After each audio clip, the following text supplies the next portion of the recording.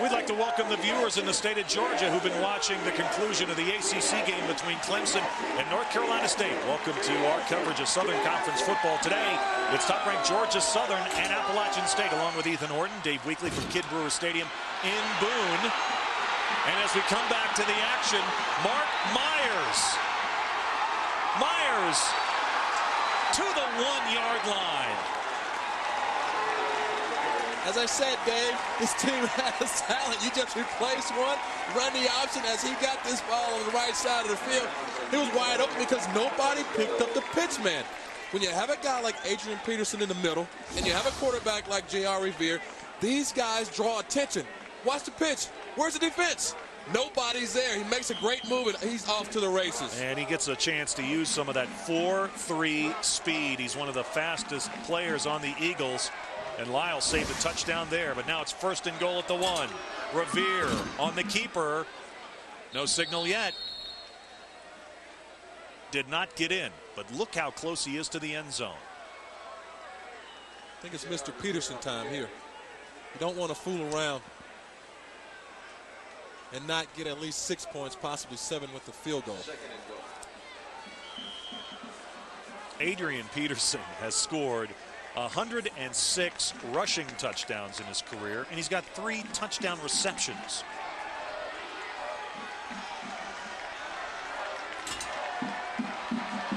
Revere again. Touchdown, Georgia Southern. Now with that touchdown, it puts a lot of pressure on this App State offense because they've been very inconsistent, and so far they've come out and run the ball. But now Joe Frechette, he's going to have to come out and throw the ball because this team averages over 51 points per game. And so you don't want to fall behind too far. You want to give yourself a chance.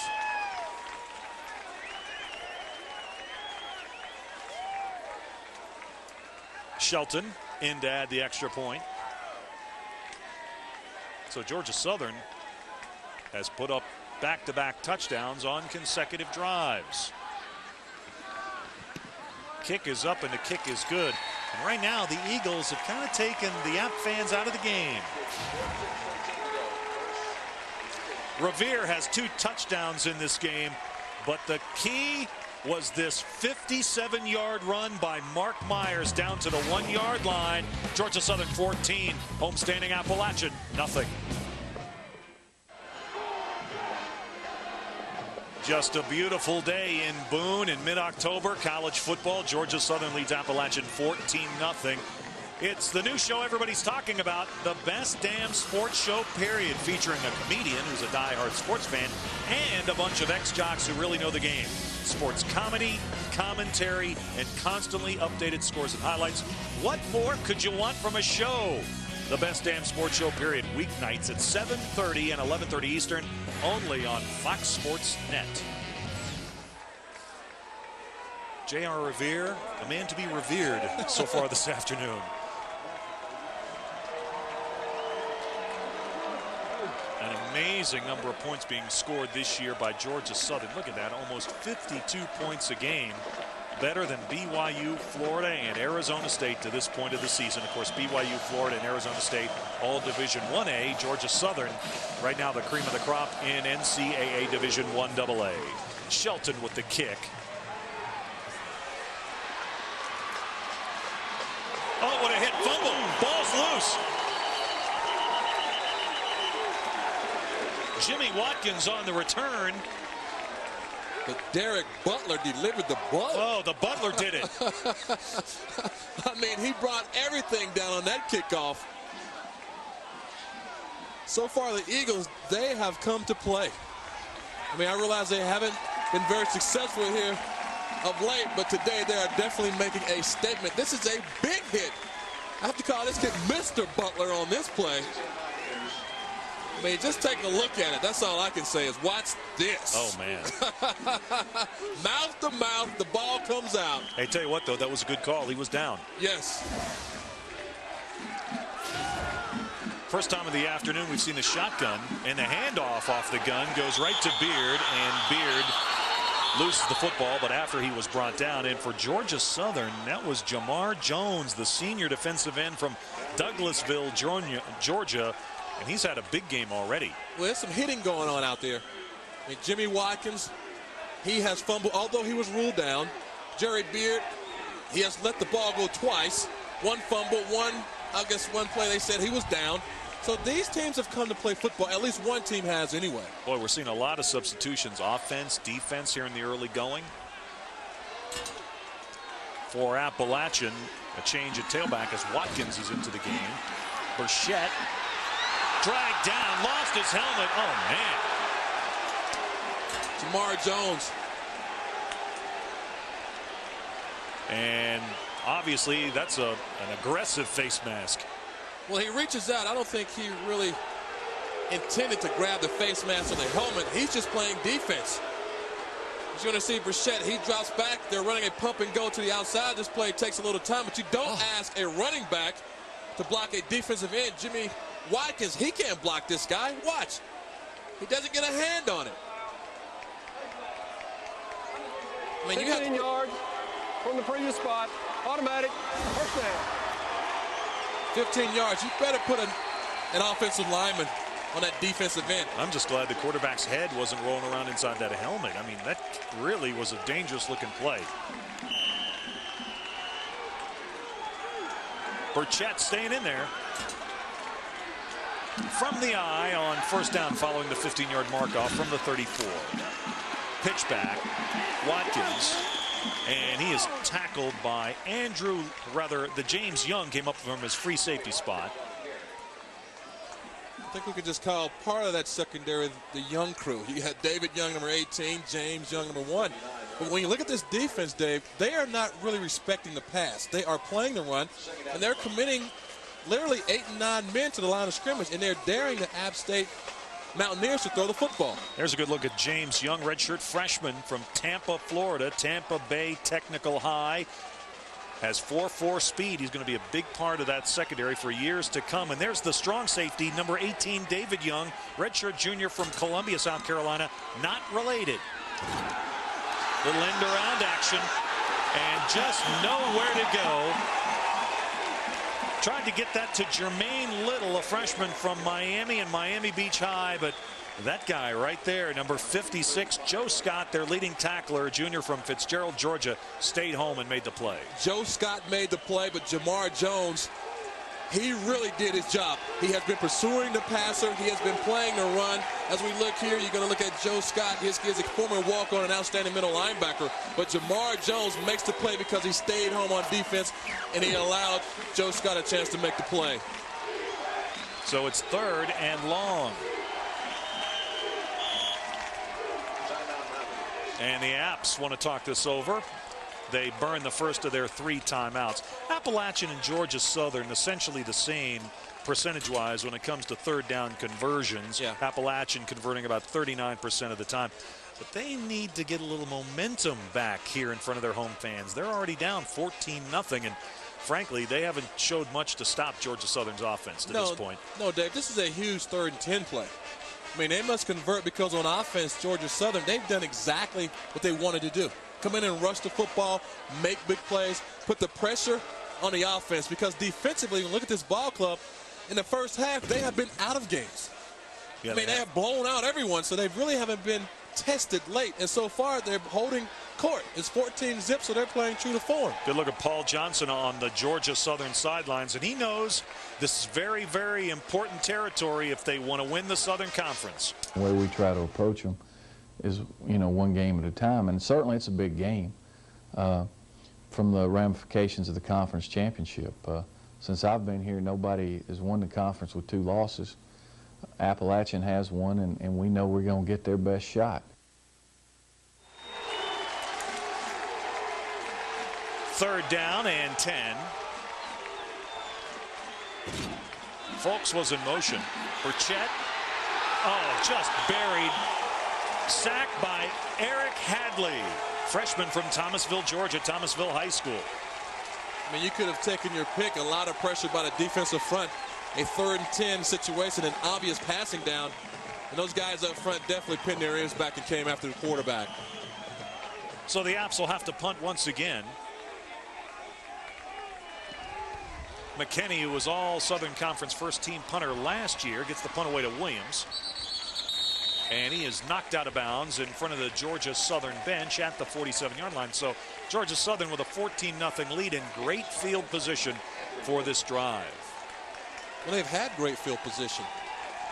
And going back to the game plan that's not existent, obviously Paul Johnson likes what he sees by this defense because he definitely has taken advantage of everything they've done so far.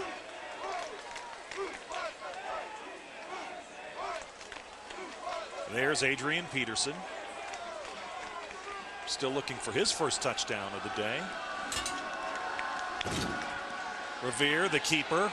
Oh, eludes one tackler and gets into App territory down to the 42-yard line. And man, he just made a terrific move, slipping the middle linebacker, Justin Severns, and Severns is the leading tackler in the league. Well, this is what you get when you run a triple option. The dive by the fullback. Revere fakes the pitch and he keeps it. These guys are athletes. This guy's a baseball player, so you know he has some athleticism at that position. He was drafted by the Colorado Rockies in the 49th round of the June draft. Not much happened in that time. Appalachian's defense stepping up and making the stop behind the line of scrimmage on Adrian Peterson.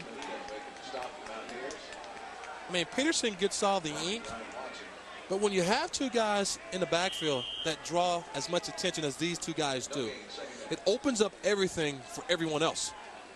Leon Moore, number 90, a redshirt junior from Winston-Salem, came up and made the stop that time.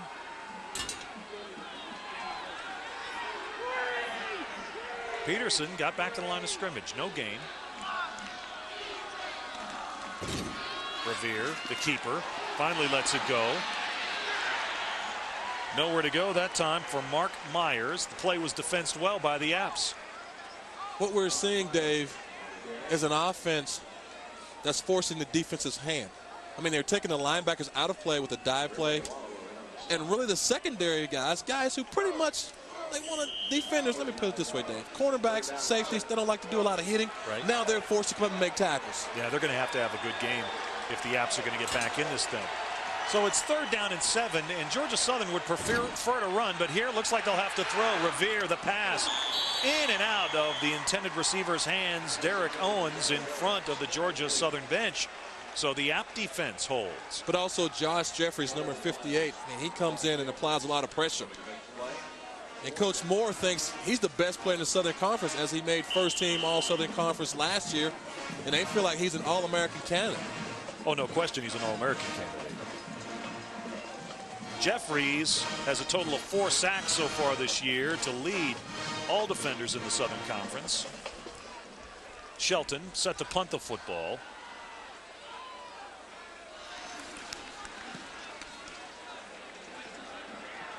Folks lets it bounce behind him and into the end zone for a touchback. Streaking down the field was Chris Brown, the freshman from Georgia Southern, and he just didn't see the football, didn't get a chance to down it. Now he had a shot.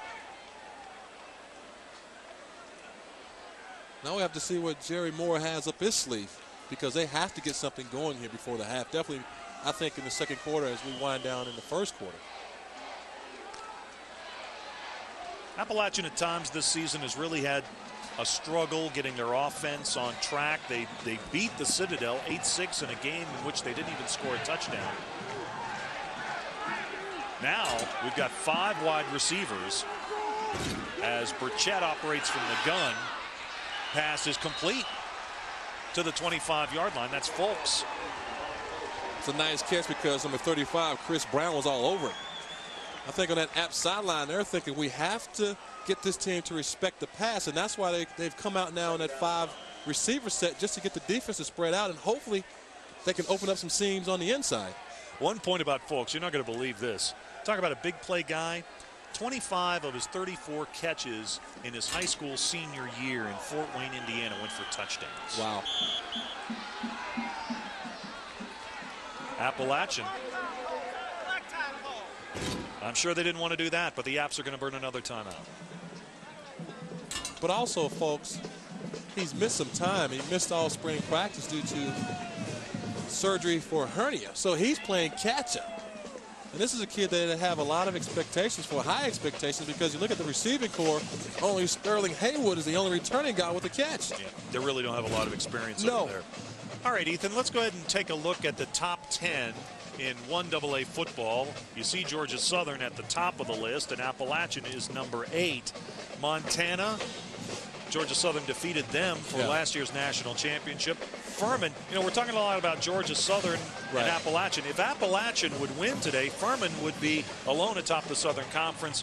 Rhode Island, Youngstown State, and check that, Youngstown State's in the Gateway Conference now. And then Lehigh, Grambling, Hofstra, and Eastern Illinois. We've seen them a couple of times. Eastern Illinois can put up a lot of points. They're a good team. Yes. But also the Mountaineers could be sleepwalking. You mentioned Furman, a big game for Furman last week because they beat the Mountaineers, and the Mountaineers had trouble focusing this week. Yep, you're right. 2nd and 4 from the eye. Burchett on the option. He is across the 30 and has the first down. And that should be, or could be, the final play of the first period. A period that began with an opportunity, a great opportunity for Appalachian to take an early lead.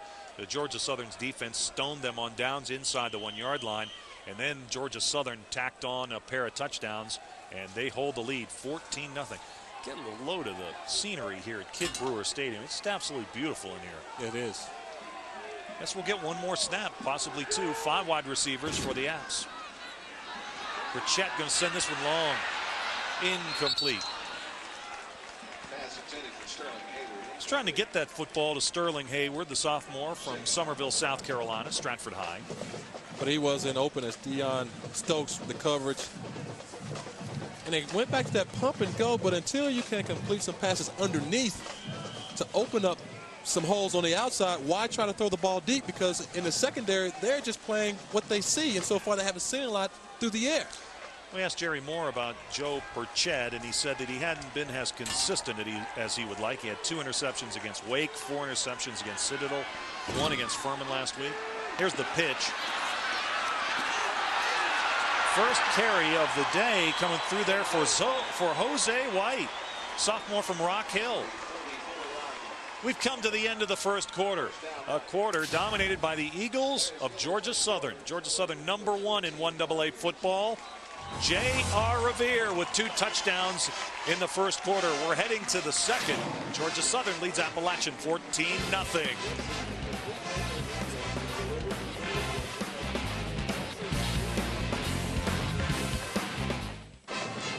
Get a load of that band. The Appalachian State Band all fired up, but right now Georgia Southern leads the Apps 14-0 as we begin the second period of play. Here's our game summary. J.R. Revere, 2 touchdown runs. Peterson, 22 yards rushing. Remember, he's got that streak on the line. He's trying to go for 49 consecutive games of 100 yards or more. It's still early. Oh, sure, it's early. So I'm not ready to throw in the towel just yet. I think he'll get his carries. Game stats. You see them up in the left-hand corner of your screen. Look at those rushing numbers for Georgia Southern. Not much passing by either team to speak of to this point. You know, this place could really be a wind tunnel, but right now the conditions are good for passing. Shooting through for Georgia Southern, Eric McIntyre, the freshman, just swallowed up the running back, Jose White. That was a nice play so far. Georgia Southern, I mean, they're controlling the line of scrimmage on both sides of the ball. They're off offense in terms of the option. Defensively, they're aggressive on offense. And you look at what's taking place here, Dave. We can see why this team is rated number 1 in the country, at least in 1AA. Well, you know, they talk a lot about the weapons they have on offense, but Paul Johnson told us that if you took a look at his 10 fastest players, 7 of them would be on defense. So they really run to the ball well. Burchett out of the gun, fires it, pass is completed, and that Paul Johnson wanted the call that the receiver was juggling the ball, but that's going to be ruled a catch at the Georgia Southern 42-yard line. The reception was made by Sterling Hayward. It was a nice play because it's just a little rollout to give Burchett a little time to get him away from the pressure.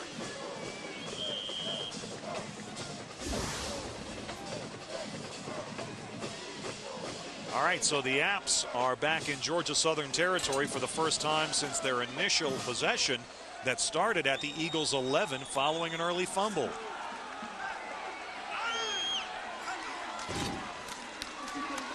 Hand off to White.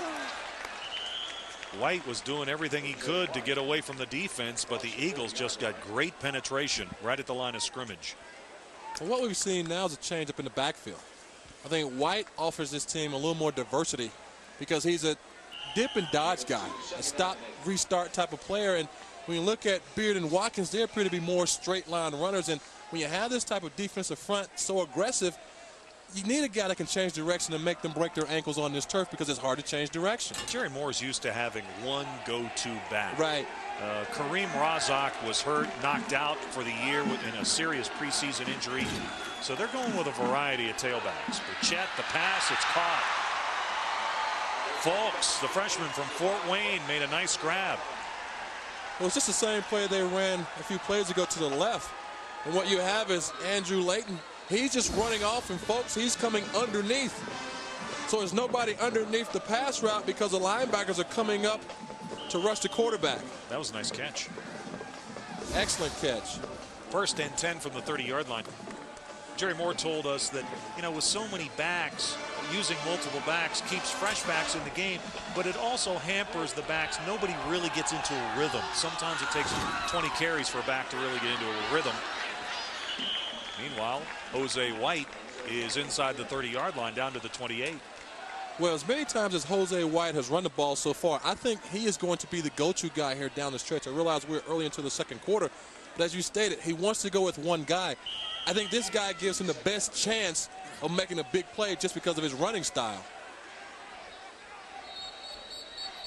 2nd down and 8.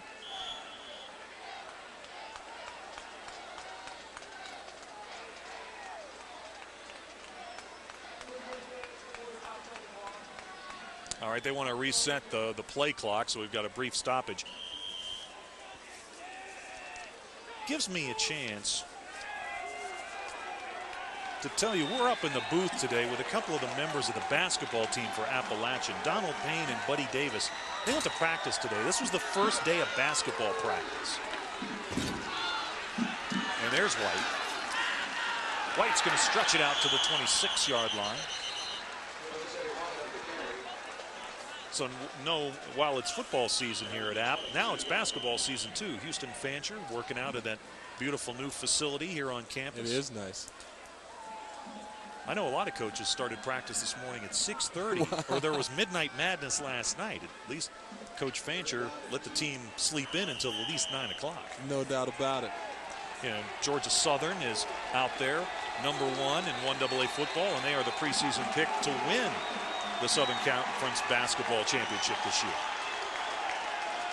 3rd down, 2 yards to go.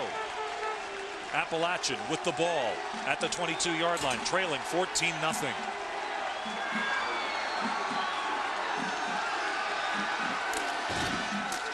Here's Beard. And Beard took a hit at the line of scrimmage and then was able to spin down near the 22-yard line. For Georgia Southern,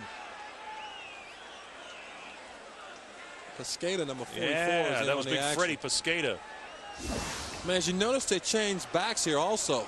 As Jerry Beard is more of a bigger back, straight line runner, and he falls forward for the 1st down. Pescata, when these two teams met in Boone 2 years ago, Pescata was still just 17 years old that day. So he's really stepped up and did a good job. Here we go, 4th and a yard. Burchett, 1st down, Appalachian. I thought Beard had it on the play earlier, but Burchett makes an outstanding play on the option of just a nice little run up inside to the right. The defense, they're playing the option, but someone forgets about the quarterback. Nice block there by Joey Hoover to get him up inside. You hit it, Ethan. The key to the play was that block by Hoover. He did a real nice job. Cleared the road for Burchett. Here's the pitch back to Beard. Beard trying to get wide. And he runs smack into Michael Youngblood, the senior from Waynesboro, Georgia. Burke County High. It was nice defense because nobody blocked him. I mean, you're supposed to make the tackle when you're that wide open. Youngblood moved to outside linebacker when Georgia Southern changed their defensive scheme in 1999. He's in his second year as a starter. He originally came to Georgia Southern as a defensive back. He's another one of those guys on the Georgia Southern defense who can really run. He's got 4.7 speed.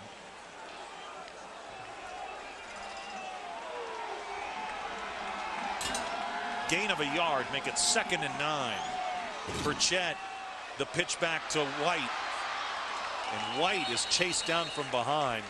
Once again, how about that speed by the defensive end, Jamar Jones? Well, that time the turf got Jose White as he lost his footing trying to make a break.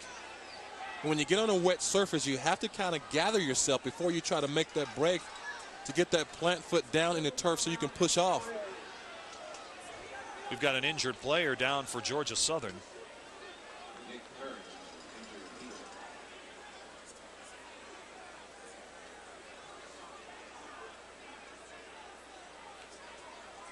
The injured player is the backup free safety, Nick Kearns, a senior from Augusta and Westside High. Taking a look at that right leg.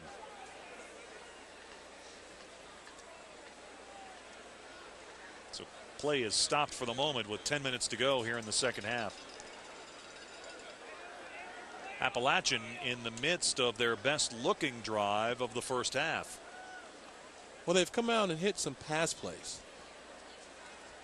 And I think that's helped also the running of Jose White. And you see Kearns, he just slips down. And that's the thing about this turf. A lot of times you don't have to get hit to get injured. I mean, it grabs you. It's slick out there anyway. And I'm glad this kid is up and hopefully he's okay.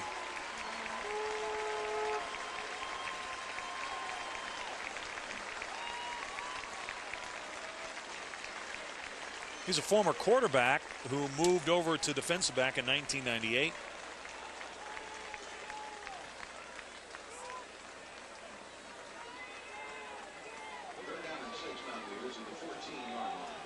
Played at Westside High School, and that was the same high school that produced former Georgia Southern great running back Joe Ross.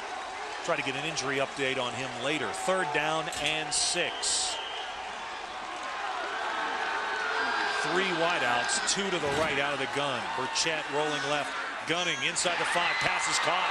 1st down, completion to Sterling Hayward. So Hayward makes another clutch catch, and the chains move for Appalachian. Well, that's the same play they've been successful with the last 2 times they run it. It's just a clear out by the outside receiver and an underneath route by the inside receiver. Burchett slides again to his left, completion. Derek Williams, the senior from Archer, Florida, made the stop. Burchett put the ball right on the numbers that time. That was a good pass. 1st and goal from the 4 for Appalachian. Here's Beard. Not much running room in the middle of that Georgia Southern line. And obviously the Apps get in for 6 here. We got a new game. They need to. I mean, they need to give their defense a rest. They need some momentum. This offense needs something to feel good about because, as you stated earlier, Dave, this is the best drive they've had since they've had the football. And to come away with no points here, you look at how they started the game. This is huge. Overcast day here in Boone. Lights have been on since the opening kickoff. Man in motion to the short side. Burchett on the fake. Back of the end zone. Touchdown. It's LeMay, the tight end. Jason LeMay. 4-yard touchdown reception, and the Apps have something to cheer about. Their first touchdown of the day. Well, it's a nice play because when you have Jose White in the backfield, who's been very successful, the Mountaineers fake the option.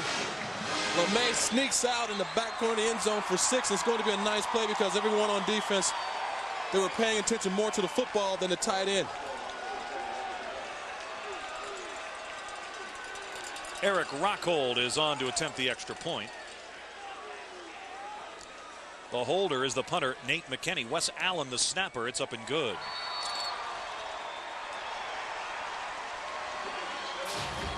Here in Boone, the battle is joined. Burchett, the touchdown pass to the tight end LeMay. Appalachian on the board, but they still trail Georgia Southern 14-7 midway in the second.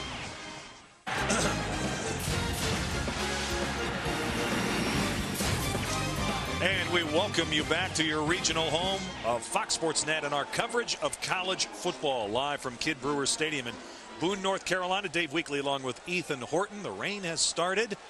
So's this game. We've got a good one. Georgia Southern 14, Appalachian 7.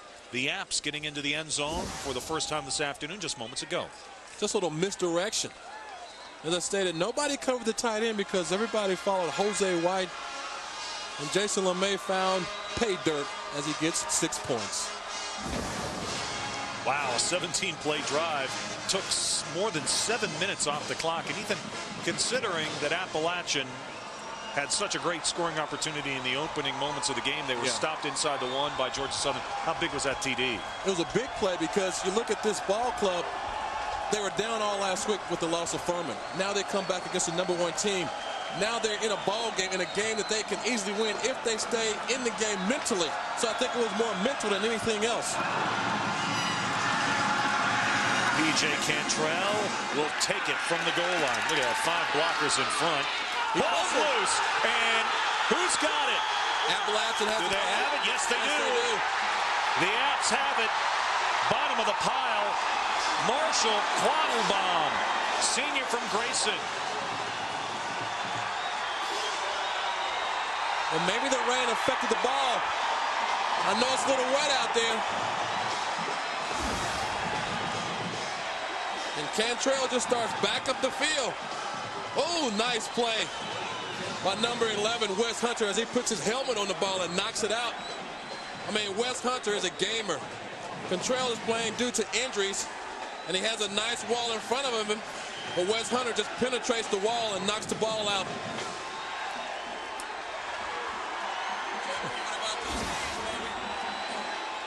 Second turnover for Georgia Southern. Man, were we all over the replays of that fumble? Great camera work.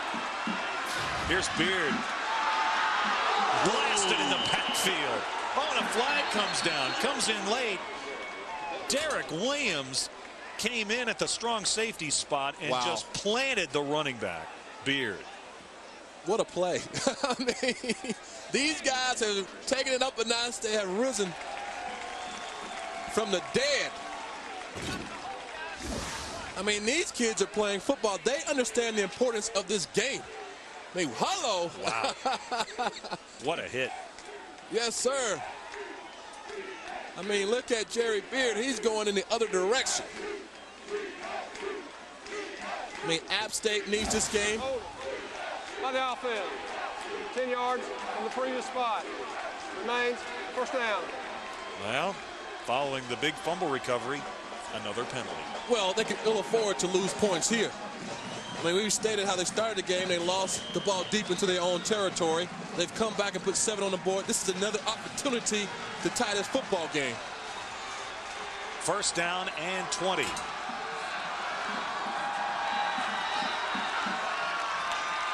Burchett from the gun. Shuttle pass inside to White. And totally sniffed out. Nowhere to go. Georgia Southern was all over that. Corey Middlebrooks smelled that play all the way. Well, it's hard when you go from 1st and 10 to 1st and 15 to now 2nd and 23. Costly penalties have cost this football team some possessions, some scoring opportunities in football games. Penalties last week at Furman caused Appalachian to have 3 separate 1st and 20 situations. They didn't pick up the first down on any of those occasions. 2nd and 23. Folks in motion. Burchett back to pass. Protection's good. Sending this one inside the 10. In and out of the hands of his intended receiver. That was Sterling Hayward. Good defense by Georgia Southern. Nice defense. I think they've seen that corner route a little too much. They saw it for 3 plays on the last drive, and great defense by our hitter, the hit man. Mr. Williams. Mr. Williams.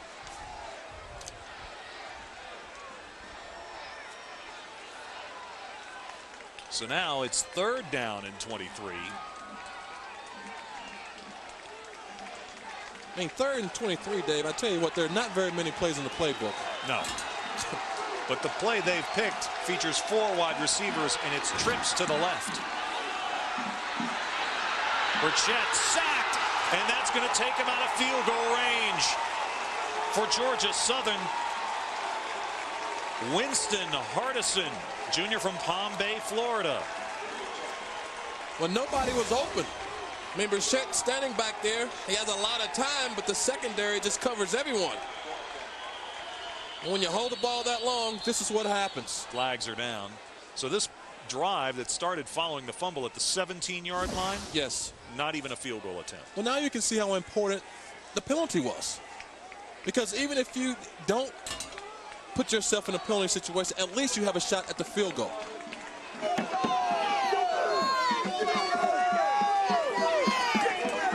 All right, our referee, Jeff Flanagan, just informed us that they are picking up the flag, no penalty, and Georgia Southern has burned their first timeout, their first of 3, stops the clock with 7:12 to go. Now, if that guy's not coming back in the game, that's big news. Yes. There goes Jamar Jones, the speedy defensive end, and he appears to be on his way back to the locker room. Seems to be walking okay. I hope he's out of breath. I think I know it's a little more than that, but this kid so far has played an outstanding first half. Jamar Jones tied a career high with 9 tackles in last year's win against Appalachian. Also had a sack in that game. So here we go again.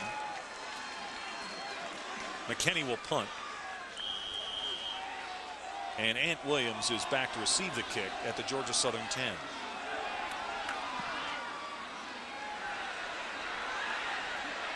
Into the end zone, a touchback. 41-yard punt, no return, 7:05 to go, first half. Jerry Moore and the Appalachian State Mountaineers misfire on a golden opportunity to tie the game, but it's still just a 7-point difference. Georgia Southern leads Appalachian 14-7, 7 minutes to go, and you can see with the rain coming down that some of the fans they brought the rain gear. They're smart. Yes. Television's most unique brand of football commentary returns tomorrow with NFL This Morning on Fox Sports Net. This season, football funny man Jay Moore welcomes the Boomer Esiason to the show that the critics call the most unique, groundbreaking, off-the-wall 90 minutes of football news. It's NFL This Morning tomorrow at 10:30 a.m. Eastern on Fox Sports Net. So what's happened today when Georgia Southern has had the football?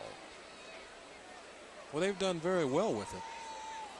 There's a look at your possessions. Of course, that first possession, fumble, Appalachian unable to convert that into a touchdown. There you see they had back-to-back possessions for touchdowns in the first period.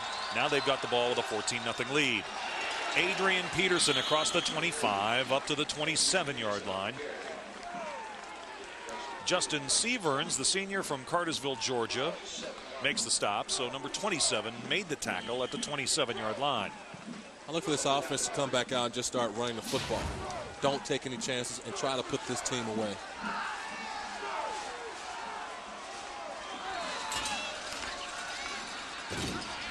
Revere takes it around the left end, and again it was Seaverns with the stop. Boy, he is fast. He's very fast. And this is a guy that's a catalyst in this offense because he makes all the decisions. Revere, look at that, averaging nearly 7 yards per rush. He's got 4.7 speed, so you know he can get to the corner. The dive to Peterson, and he is stopped in the backfield. Appalachian defended that well. Ryan Watson, the senior from Tampa, Florida, and Largo High, right there to make the stop. He made a great play. Peterson had nowhere to go. Well, Jerry Moore yesterday was just singing the praises of his defensive linemen. He really liked how they're playing well. But not only that, he said Watson was one of the strongest players on his team. 2nd and 9. Again, it's Peterson. And again, not much running room for Adrian Peterson. The stop was made by Joe Menino. When you stop Peterson up the middle, I think that opens the door for J.R. Revere to the outside with that option play. I think that's what they're going to come back with here. Because the Eagles, they really don't like to throw the football. They are a rushing team. They maybe pass the ball 5 or 6 times a game, and so far, I think they've thrown it maybe once or twice. Here's a chance for the App defense, and they are going to stop Georgia Southern. It's going to be 3 and out for the Eagles. Again, they go to Peterson, and again, they try the middle, and not much success. Menino is right there again to make the stop. Junior from Norcross, Georgia. Well, that was a nice defensive stand, because they should get pretty good field position out of this. Menino's on a roll. He played his best game of the year against Furman last week. Wow. Bad snap. Shelton has it, and he'll take it through the end zone for a safety.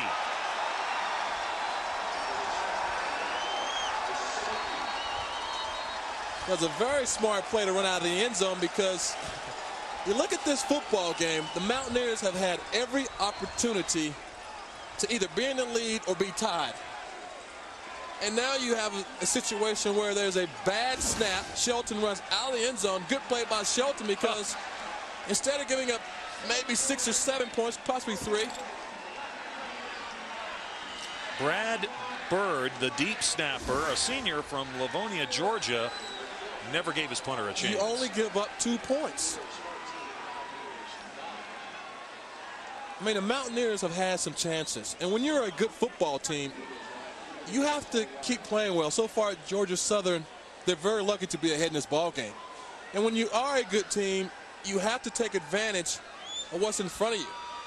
And Bird, the snapper there, I'm pretty sure he's upset. But the Mountaineers, to win this game, and they are the underdog, I might add, they got to take advantage of what's being given to them. And so far, they haven't done that. And now they'll get a chance back to have great field position because they get the ball back. It's a free kick coming from the 20-yard line. And this is always an interesting choice for the coach. Yes. You can either in a free kick, you can either kick off or punt. And many teams, frankly, like to punt. But Right. Shelton is going to kick off the tee here. Folks would like to get his hands on the ball.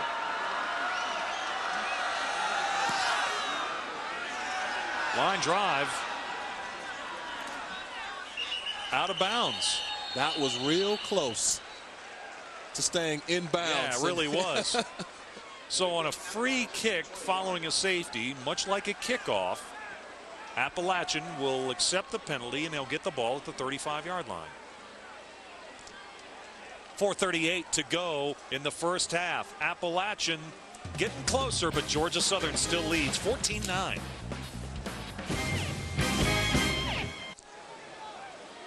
All right, the rain is starting to come down in Boone, and the game is starting to get a little bit tight, Ethan. Here we go. Georgia Southern 14, Appalachian 9, following the safety and a free kick by Georgia Southern. Appalachian has the football. At midfield. It doesn't get any better, Dave. Yeah, there was Kearns on the sidelines. He was injured a bit. 17 points. Smallest lead at the half. From midfield, Burchett. The throw. Pass is caught at the App 38. It's Folks. Devon Folks makes the grab, and that's a first down. Jerry Moore likes this play. This is the 5th time he's run it. You run the outside receiver off, and you bring the inside receiver underneath. So he's seen something in that secondary that there's a big hole, whether it be on the right side or the left side, that they can take advantage of. Now, you're not going to confuse Burchett with Dan Marino, but right now he's running that controlled passing game effectively. Rolling left from the gun, pump fake, going long. Incomplete, no flags. Well, maybe he is like Marino. Well, Trying Victor to get... Chavis wasn't open. No, he wasn't. Chavis was the intended receiver. Sterling Haywood was open on the same. They're running the same play. I mean, I hate to sound repetitive. It has been successful, but that time he chose the deeper route, and maybe they were just trying to work on those corners to get him to play underneath to throw it over the top. But he should have gone back to the outside for a 16-yard gain. Well, for those fans here in Boone who have been criticizing the play calling of the Apps, they've been saying, hey, we want you to throw on first down. Well, they just did. Incomplete at 2nd and 10. 4 wide receivers. Trips to the right this time for Burchett. He's going to tuck it. He's going to run it. And he takes it to the 32-yard line. There was a nice play because Chris Brown defended the flat that time because it came back with the exact same play as we look at Burchett. I mean, he's had a great career thus far.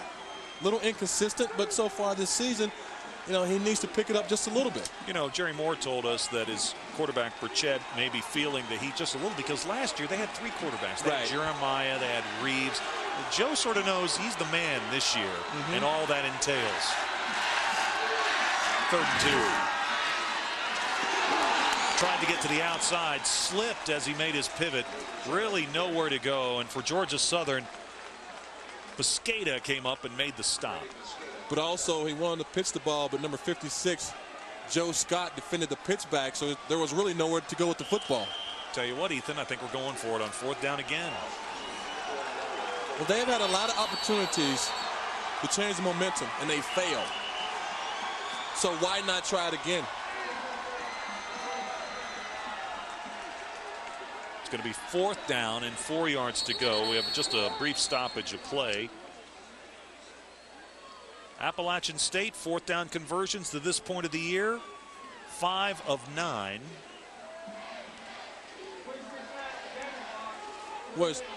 And the defense, 4th down conversion defense, Georgia Southern has stopped their opponents 50%, 7 of 14 attempts on 4th down this season. Well, it's 4th and 4, and I'm looking for them to throw a pass, if not the same pass they've thrown for the past few times to get the 1st down. I think this is a good call right here. You really don't want to punt the football in this situation, and you're not going to be able to kick a field goal in the rain. Right. 4 wide receivers. Protection is good. Gunned over the middle. In and out of the hands of Beard.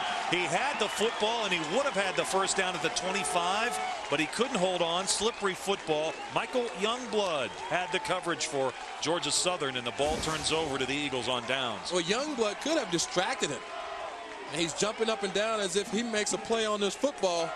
And I think he does with his left hand. He appears to rake in front of the back. He's in coverage. A little contact there, so he could have gotten there just a little too soon. Spoken like a former receiver. That pass I think he got there too quick. Yeah, pass was a little behind him too on that last replay. You could see that. Fake. Revere gonna throw. Pass is. That was not a catch. And the app coaches can't believe it, but that is going to be ruled a grab. Completed to Mark Myers. That ball hit the turf. It was not a catch.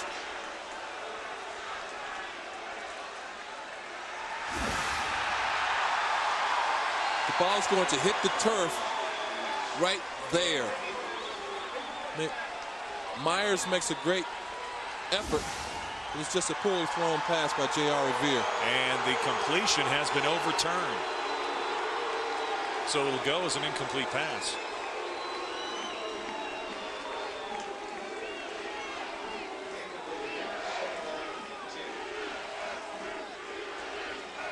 Reset the clock for 2 minutes and 52 seconds. All right, so they initially felt that pass was completed and the clock continued to run. Now the pass has been ruled incomplete, so we need to reset the game clock to 2:52. So they're in the process of doing that right now. Props to this crew. They changed the call to the right call. Yes. But I called it first. I'll make sure I include that in my report. Total yards, practically even, just 10 yards separating the Eagles and the Apps. Adrian Peterson. And Peterson is down, and Appalachian's defense, they've been finding number 3 here in the first half. They have. Menino is there again. Well, up front, really the defense for the Mountaineers, they played well all year. I mean, Peterson 36 yards. And his record of consecutive 100 yards plus, I think it's in jeopardy. You know, last week against Furman, he only rushed for 35 yards in the first half, but the key was Georgia Southern had rushed for 330 yards all told in the first half. Here's Revere.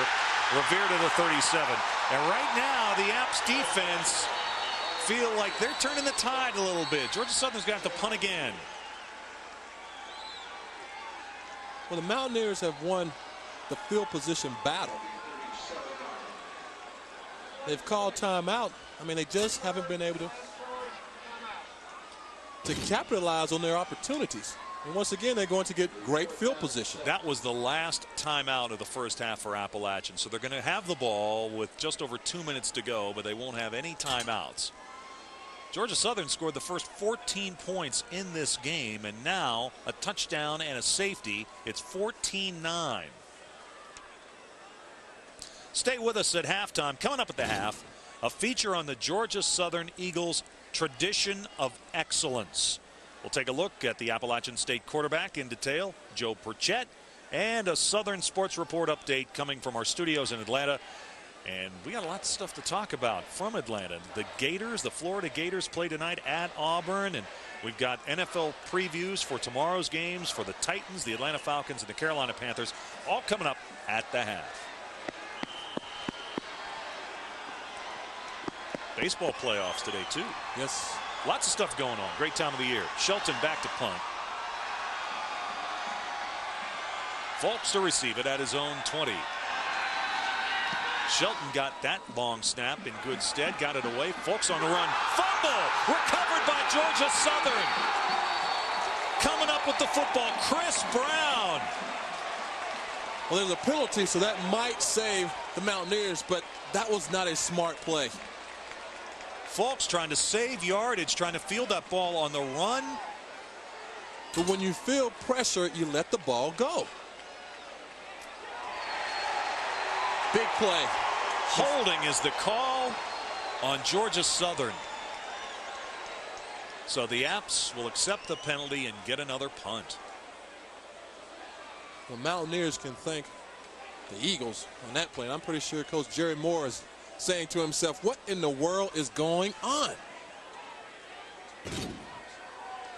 Holding by the kicking team during the kick. 10 yards from the previous spot. Replay, 4th down. I mean, special teams have played a big part in today's game for both teams. So I'm pretty sure that will be something they'll talk about at the half. So Appalachian, they've been hurt by the penalties, actually helped there. And they're going to get a little better field position. Shelton got it away. Line drive kick. Fulks going to let this one roll. And it is finally downed at the 27-yard line. Adrian Peterson, 11 carries, 37 yards. So we'll see what he gets into in the second half. But Appalachian right now, no timeouts, but 1:49 to go. They trail by 5, 14-9. Well, there's time right now, Dave, to get something going. Although there are no timeouts, you go to your 2-minute offense. Try to throw the ball to the boundary so the clock will stop, although it will stop on first down possessions also, but you want to save as much time as you can. 5 wideouts, trips left for Burchett. Quick release on a short drop. Pass is caught by White, and he was just absolutely wiped out by Aaron Whitaker, freshman from Silver Spring, Maryland. Well, he's sat in the flat, and he knows the situation. He realizes that this offense doesn't have any timeouts, and they must throw the ball to the sidelines, and he just makes the play.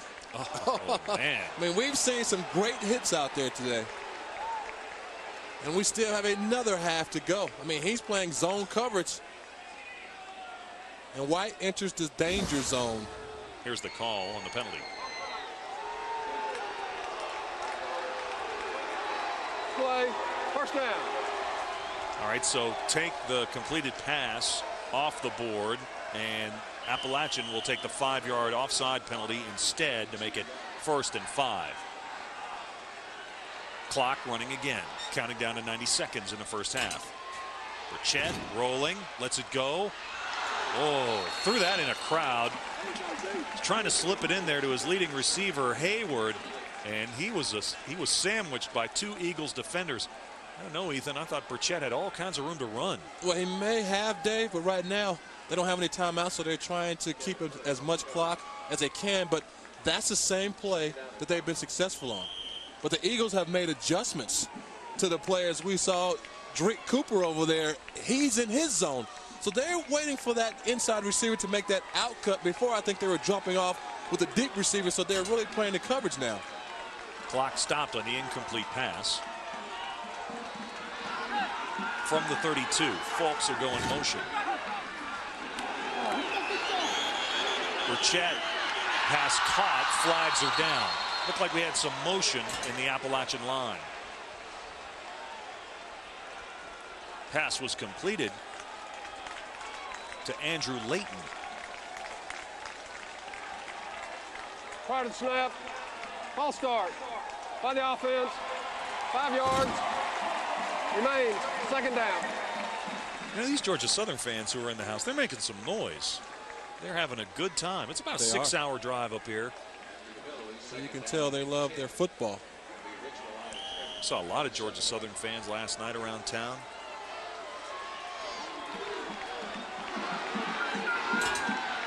Again, 4 wideouts from the gun. 2nd and 10. Option. Pitch to White. White takes it back up to the 30. Did not get out of bounds. Clock will continue to run. Well, they need to speed it up, pick it up. I mean, the clock is ticking. If you want to try to get the ball down the field for a field goal or possible touchdown by surprise, they need to line up and get a few plays off. Inside of a minute now. 3rd and 4. Possession down for the Apps. Pass caught, but it's not going to be enough for the first down as he is bumped out of bounds at the 35. White caught it, but he needed the 37. Well, the pass was thrown behind him. And maybe if the pass had been thrown in front, he could have gotten the 2 extra yards he needed for the first down. The special teams have been an adventure this afternoon. Here we go again. Williams from the 25. Trying to get outside. Got a great block. There's 2 good blocks. Midfield knocked out of bounds at the Apps 46. Still 34 seconds in the first half. Well, you got a clip on number 26, Aaron Whitaker. So it's coming back. And we've seen some great returns, but we've also seen some great clips in the process. So it's gone both ways.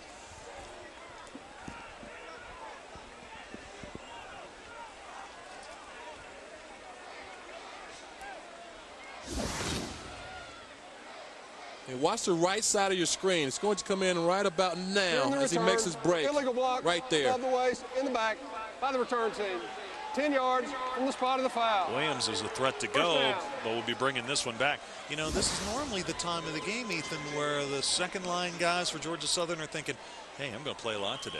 I don't think so. Not today. No. Not today. And Georgia Southern may be pushed into 4-quarter territory. But they're in the game. 14-9. They really are.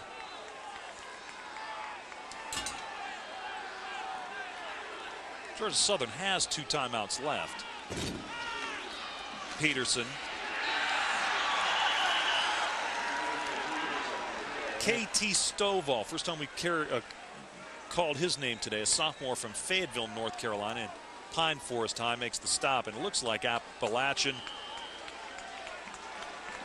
will go to the locker room here at home, trailing by 5. Georgia Southern opts not to run another play. So the Eagles lead at 14-9. Peterson not happy about something as he heads back to the visitors' locker room. Good physical first half. We've had some wild plays on special teams, and this one resulted in 2 points for the Appalachian State Mountaineers. But the top-ranked and undefeated Eagles of Georgia Southern lead at the break, 14-9 in Boone.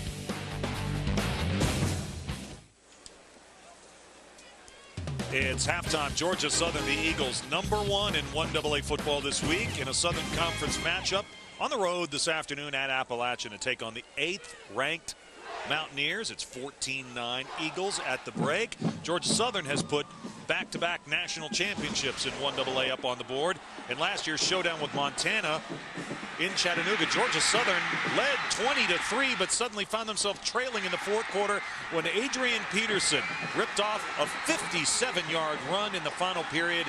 Turned out that was enough to give Georgia Southern their second straight national championship, 27-25. Very impressive.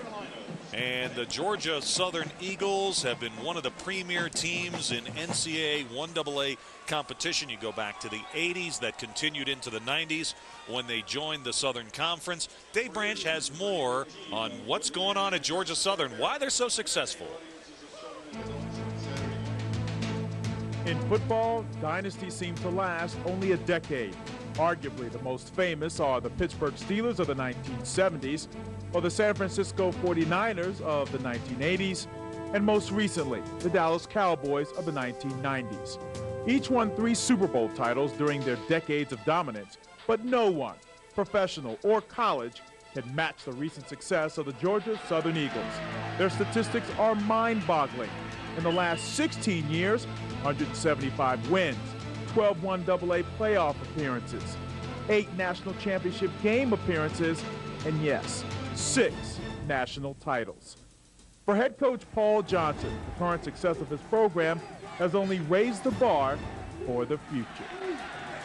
The expectations sometimes can pull on you, but I would much rather be in a situation where they give you the tools to go out and compete and try to win every week than somewhere where you don't have that. Football is certainly important to our administration and the people at Georgia Southern, as well as the people in the community. We're fortunate and we set in a pretty good area where there's a lot of good high school football, and of course the state of Georgia plays good football, and you know, we've just kind of had a system that we run, and we recruit to that system, and we've kind of stayed with it, and we've been fortunate enough to have some good players. Gives, I guess, an extra goal when you put the uniform on, because you just feel all the guys who have worked so hard to build a tradition, and you don't want to be the one to let that slip away.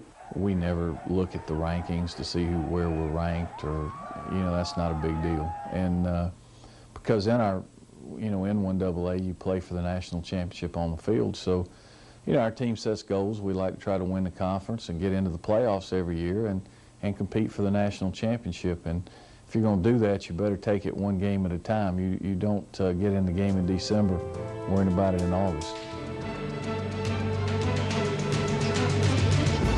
All right, lots of hardware for Georgia Southern. They're trying to make a little bit of history this year, trying to become the first team ever to win 3 straight NCAA 1AA national championships. Our halftime activities just getting rolling here from Kidd Brewer Stadium in Boone.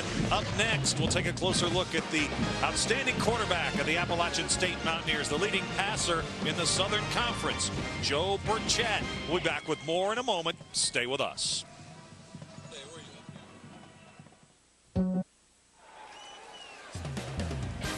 Third quarter right around the corner here on Fox Sports Net South this afternoon. 1AA college football out of the Southern Conference. Georgia Southern leads Appalachian 14-9 as we begin the second half. Ethan, we're going to put you on the spot. Let's revisit your keys to the game for Georgia Southern. So far, JR Rivera, 44 yards rushing, no yards passing, but he has 2 touchdowns. Keeping on is not happening. 2 turnovers, 4 penalties. App State, they have balanced the ball on offense, but they don't have enough points on the board. Stopped the ground game, 113 yards by Georgia Southern. Decent job by the defense.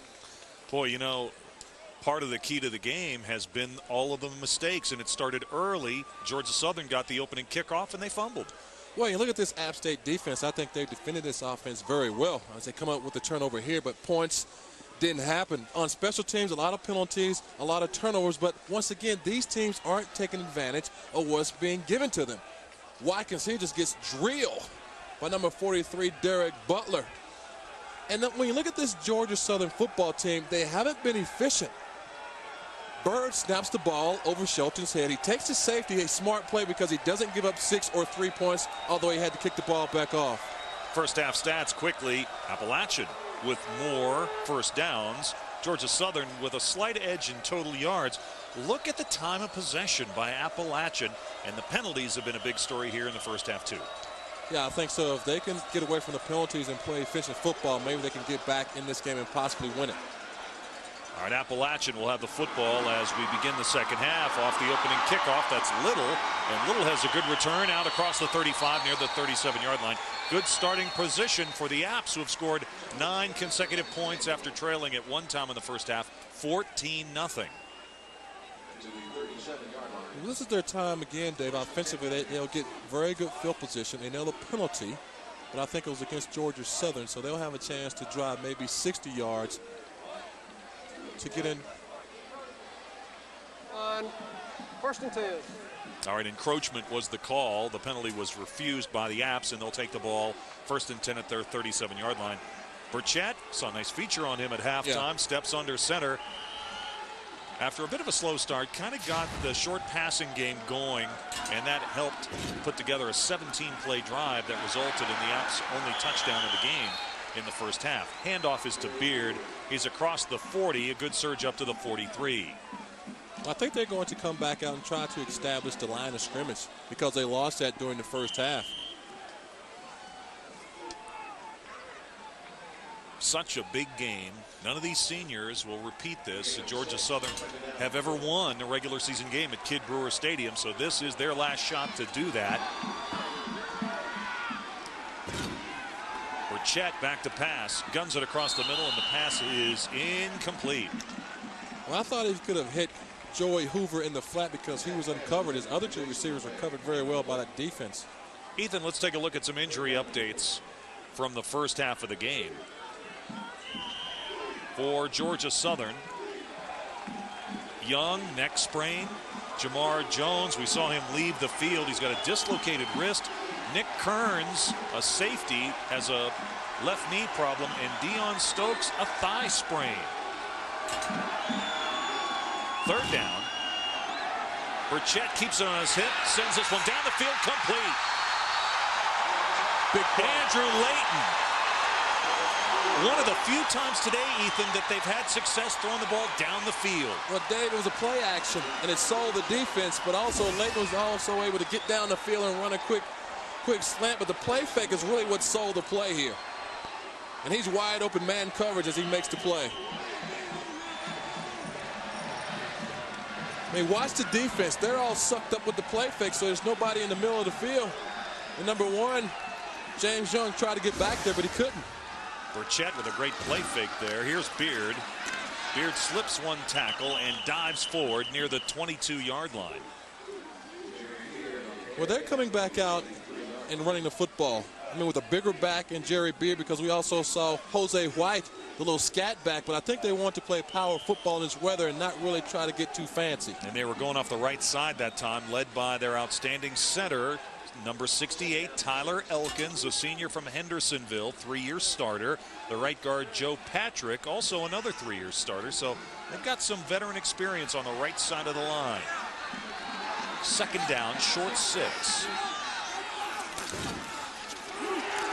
Fake pitch. Burchett's going to keep it inside the 20, inside the 15, and a penalty comes down. And we've got a late hit that's going to be whistled against Michael Ward. That was also a one-man route and a naked boot play. I mean, I saw no receivers crossing the field. A huge penalty here also on the defense. See Carlton Oglesby, he's pursuing. Clearly out of bounds. Clearly out of bounds, Michael Ward. Burchett couldn't find which guy he wanted to point at there. He was pointing at everybody. Somebody hit me. After the play was over, personal foul, late hit, out of bounds by the defense. Half the distance to the goal, automatic first down. Jeff Flanagan, our official today. He's the referee. First and goal at the 7.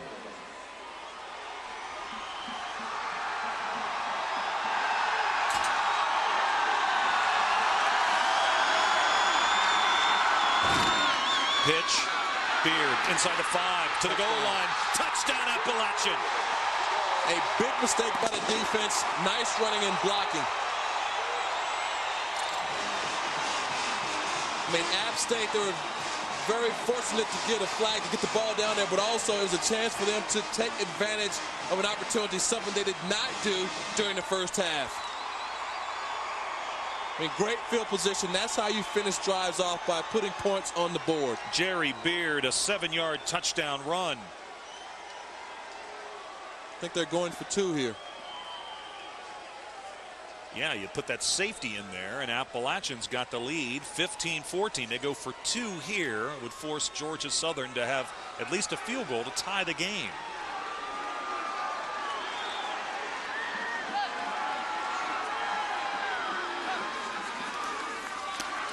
Chet still rolling inside the 5. Will not get it. 2-point conversion attempt, no good. But the Apps have the lead for the first time today. Jerry Beard bangs in from 7 yards out. The Apps take the second half kickoff and score, and they're in front for the first time today, 15-14. The Apps in front at home for the first time today early in the third, 15-14 following the touchdown. 2-point conversion try. The quarterback really got rocked. Well, he gets hit, right there. He got hit by Joe Scott, but there were 4 or 5 other guys also to help out, but Joe Scott delivered the helmet right into the ribs. Scoring drive, a half dozen plays, 63 yards, just under 2 minutes. Beard, the final 7 for the touchdown. Well, that's what this team needed. I mean, really, now the momentum can sort of swing their way, but they still have a tough task to stop this offense. Beard, his 3rd rushing touchdown of the year. Back to receive the kick for Georgia Southern, P.J. Cantrell. Rockhold with the kickoff, high and deep. And Cantrell will not bring it out. Touchback. Georgia Southern will start at their own 20-yard line. Adrian Peterson, 37 yards rushing on 11 carries in the first half. 48 consecutive games with more than 100 yards rushing every college game he's played in since arriving at Eagle Creek. Right now, Georgia Southern would like to regain some of that momentum. They had a 14-0 lead, but the Apps have scored 15 straight and now have the lead for the first time today, 15-14. Peterson on the carry, breaks 1 tackle. Maybe he got the wake-up call across the 30. A late flag comes in as he reaches the 40-yard line, and Appalachian has an injured player down, and it's defensive back Remy Awolowo. Well, he ran out of his shoe. So you're talking about a wake-up call. He's running with 1 shoe on and 1 shoe off on a wet surface, and it surely didn't prevent him from getting up the field with a vengeance. Watch this. 1 tackle. He gets up the field, 3, 4, 5. I mean, that's why this kid is good, because he's able to elude tacklers. Personal foul, late hit, unnecessary roughness by the defense. 15 yards, automatic, first down. All right, tack on 15. Awolowo is still down and getting attention.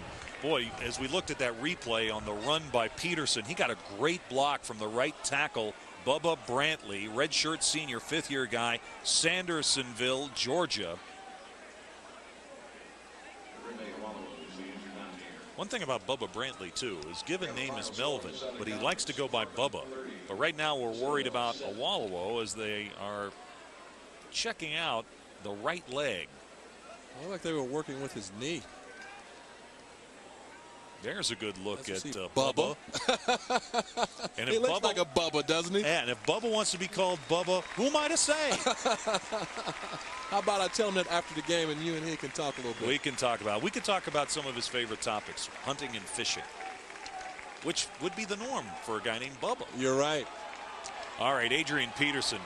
Maybe he got the wake-up call. His first carry of the second half was an impressive one. Tack on a 15-yard personal foul, and Georgia Southern is on the app side of the 50 rather quickly, trying to answer That touchdown drive to begin the second half by the Apps.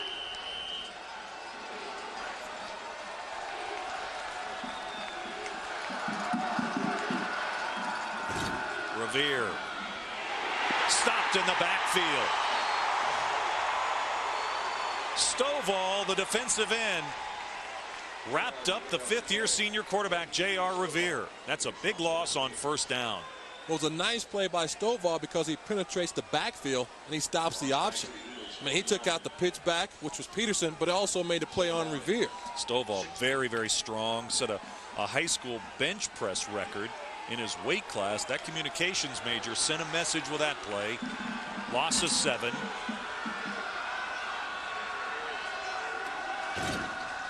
Revere, late pitch. Not much running room for Mark Myers. Gets it back into App territory around the 45, and it's going to be third down. Well, I don't think we'll see this Eagles offense change very much. It's Paul Johnson. You know, he wants to run the football. They're not a passing team. And I think he's going to incorporate some surprise plays with this offense to try to get a sneak attack on this defense because they have defended this offense very well. Fans getting into it on the App side of the field. It's third and long, 3rd and 10.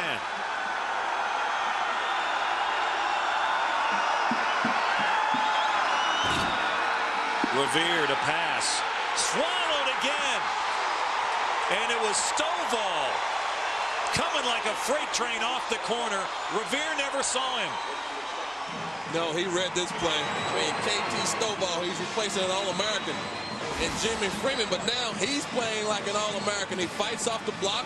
He fights off actually Bubba Brantley, and he just comes in untouched.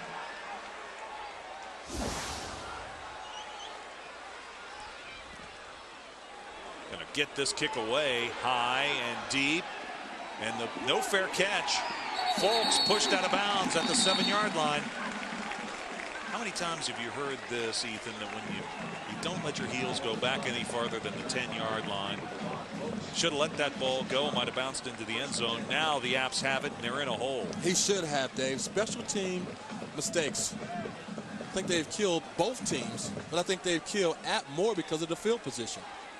And they had a return call back for a touchdown early in the game because of a clip. All right, the Apps defense, they bent a bit, but they did not break, and now Appalachian's got the football. 1st and 10 from their own 6-yard line. Burchett, following that big hit on that failed 2-point conversion, back out there. There's the handoff. Beard, flag is down, and Beard is down, but not before he reaches the 16. Holding on the offense. So now it comes back closer to their own end zone.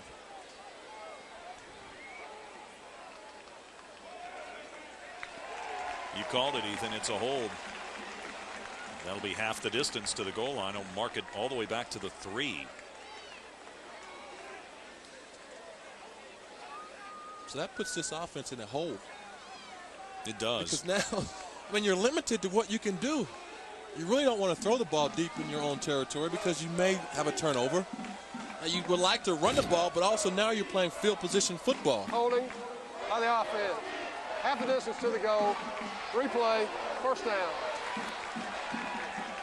You know, we've done a lot of talking today about the meeting here in Boone in 1999 between these two teams that App won 17-16.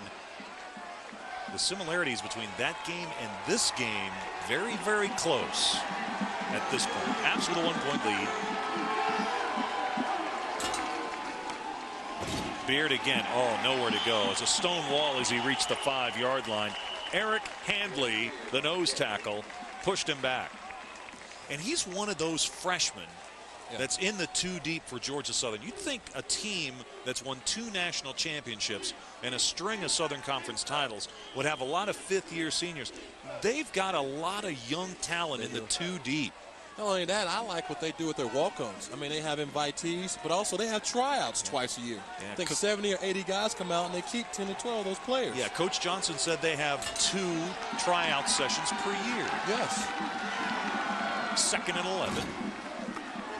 On the play action. Picked off. Intercepted. Michael Youngblood. Youngblood is inside the 10.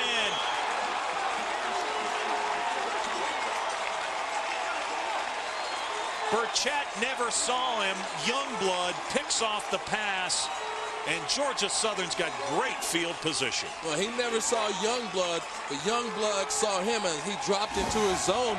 He just eyes the quarterback. Watch the right side of the screen. He's just watching wherever he's going. Bingo. Pick going the other way.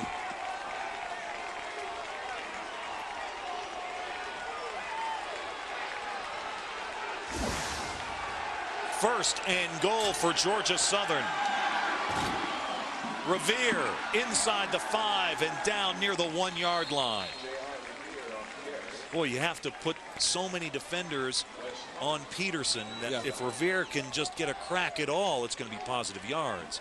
Well, they are a nice 1-2 punch. Anytime you have two guys that can make things happen, as we stated earlier, Revere has 6 touchdowns. Yep, he scored 2 today. He's the reigning Southern Conference Offensive Player of the Week. Georgia Southern knocking on the door. Revere, touchdown, walks in, his 3rd of the day. Eagles back in front. Well, that was a nice misdirection option. And that was one of the surprise plays because everybody was watching Peterson go inside. Mike Myers shoots across the backfield, and Revere walks in. All right, 20-15. And Shelton is on. Look at this, they're going for 2. Revere throws to the back of the end zone. Pass tipped away. The pass was intended for Pesqueda, and it was knocked away by Kitchens. So the 2-point conversion attempt misfires, but Georgia Southern is back in front. J.R. Revere, his 3rd rushing touchdown of the day. Georgia Southern. Hey, Georgia Southern's cheerleaders have a lot to cheer about. They're back in front, 20-15, 9:27 to go in the 3rd. This is not the only Southern Conference game going on around the league. We've got other action as well. Hey, VMI with a victory over Chattanooga. Get into the record books, Ethan. I think that's VMI's first league win in 3 years. All I can say is congratulations. Furman wins over the Citadel 30-7. So the Paladins remain unbeaten in Southern Conference play. Following the kickoff. Wow. Watkins, who's already fumbled a kickoff today, instead of watching that one sail out of bounds, takes it out of bounds at the 5-yard line. So for the 2nd consecutive time, the Apps are going to start deep in their own possession. They're really back deep now. Well, we've seen folks make bad decisions on the punt team. Watkins should have let this ball go. Absolutely. I mean, mistakes, that's what's killing this team right now.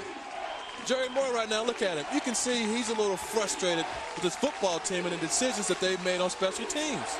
9:21 to go, 3rd quarter. Oodles of time in this game. But App, 2 special teams plays in a row. They've shot themselves in the collective foot.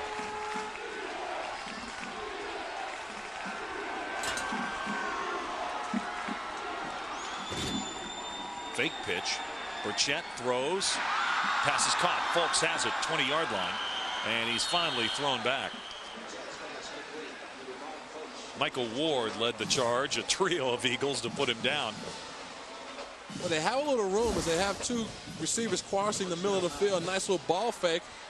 You're going to see folks come right there. He almost drops it. Wow. I mean, that would have been huge because Michael Ward is right there for another interception.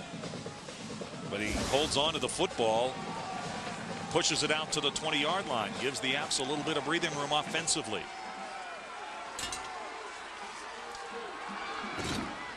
Another play action pass on 1st down. Burchett throws, passes, caught. That's a catch. Going to call that a catch. Yes. Right in front of the App bench, Sterling Hayward. That was a nice catch by the receiver as he goes up high. He also runs a good route, ball fake. And now the Mountaineers are coming out and throwing the football. They must loosen up this team and get down the field. Nice throw and catch as he's forced out of bounds. Back-to-back passes for positive yards on 1st down. So this drive that began at the Apps 5 has now moved its way out to the 37. Beard dragged down as he reaches the 40-yard line. Pesqueda brought him down. Well, now they can run their offense. I mean, we mentioned the previous drive being deep in your own territory, INT, deep again, but they've come back out with some big plays to give them some field position that they can stay with their game plan and not take a lot of crazy chances. There's a good look at Freddie Pesqueda, 6'1", 250-pound junior from Ackworth, Georgia, North Cobb High School, Buck Buchanan candidate. That goes to the best lineman in 1AA football.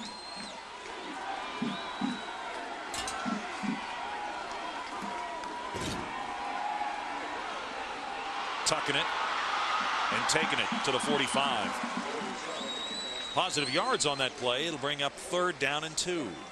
Well, they had to pull it down because Jermaine Little, number 88, was coming inside on a route, but number 23, Drake Cooper, covered the route. So there was nowhere to throw the football for Bichette. Ball spotted actually at the 44, so it's going to be 3rd and 3.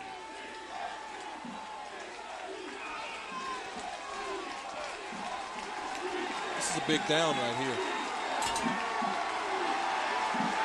Georgia Southern's fans making some noise. You see the 3rd down conversions today. Both teams struggling in that category.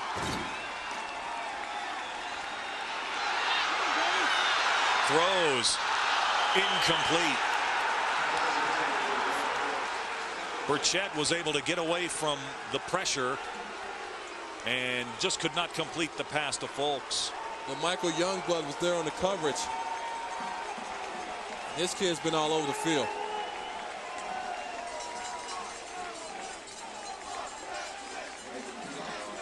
Nate McKinney back on to punt the football. Short kick. Not much of a roll to speak of. It'll be downed at the 28-yard line. So back and forth we go. Georgia Southern had a 14-0 lead in this game. Appalachian scored 15 consecutive points. A touchdown drive on their first possession of the second half put them in front. The Apps had the ball back, but Youngblood collected a big interception. Revere scored his 3rd rushing touchdown moments later. 2-point conversion try was no good. The Eagles have the ball and the lead, 20-15, inside of 7 minutes to go in the 3rd.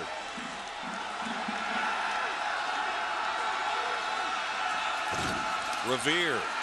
Fumble. Ball's loose. App has it. Seaverns. The recovery. The middle linebacker for the Apps. Saying he was down. They ruled Peterson. No. They're going to give the ball to Appalachian.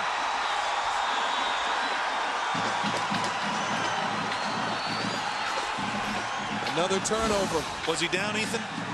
It's kind of close. I thought he was, but we'll see. No. I mean, he started down, but nice play by the defense.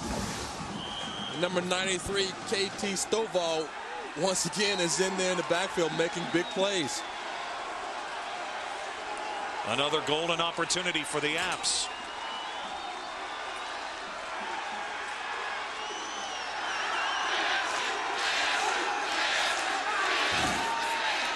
Play action on 1st down. It's been working well.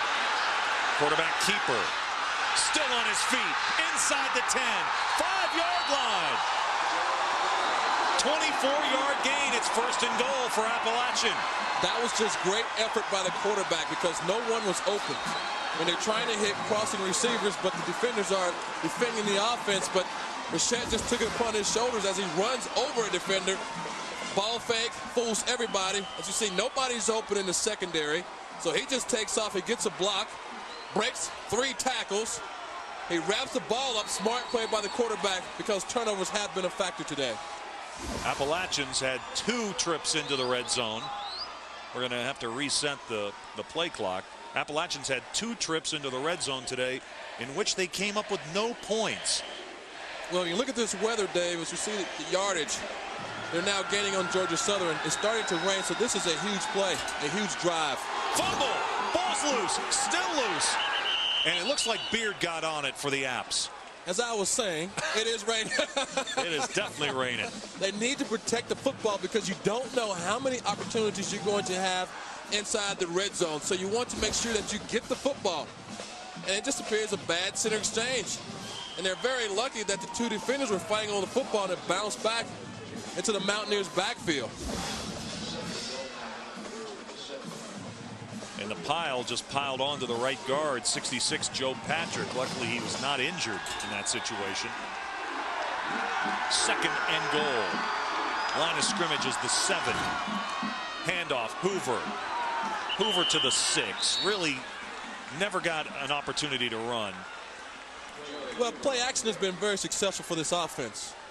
And they have completed some passes. I look for them to go back to that because I don't think they're going to be able to run the ball. And it's something that it gives the quarterback an option.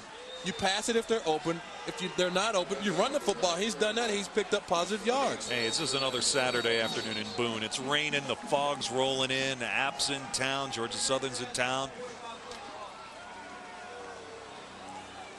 Again, a problem with the play clock. Going to get that fixed, and then we'll be facing a 3rd and goal at the 6. You want 7 here.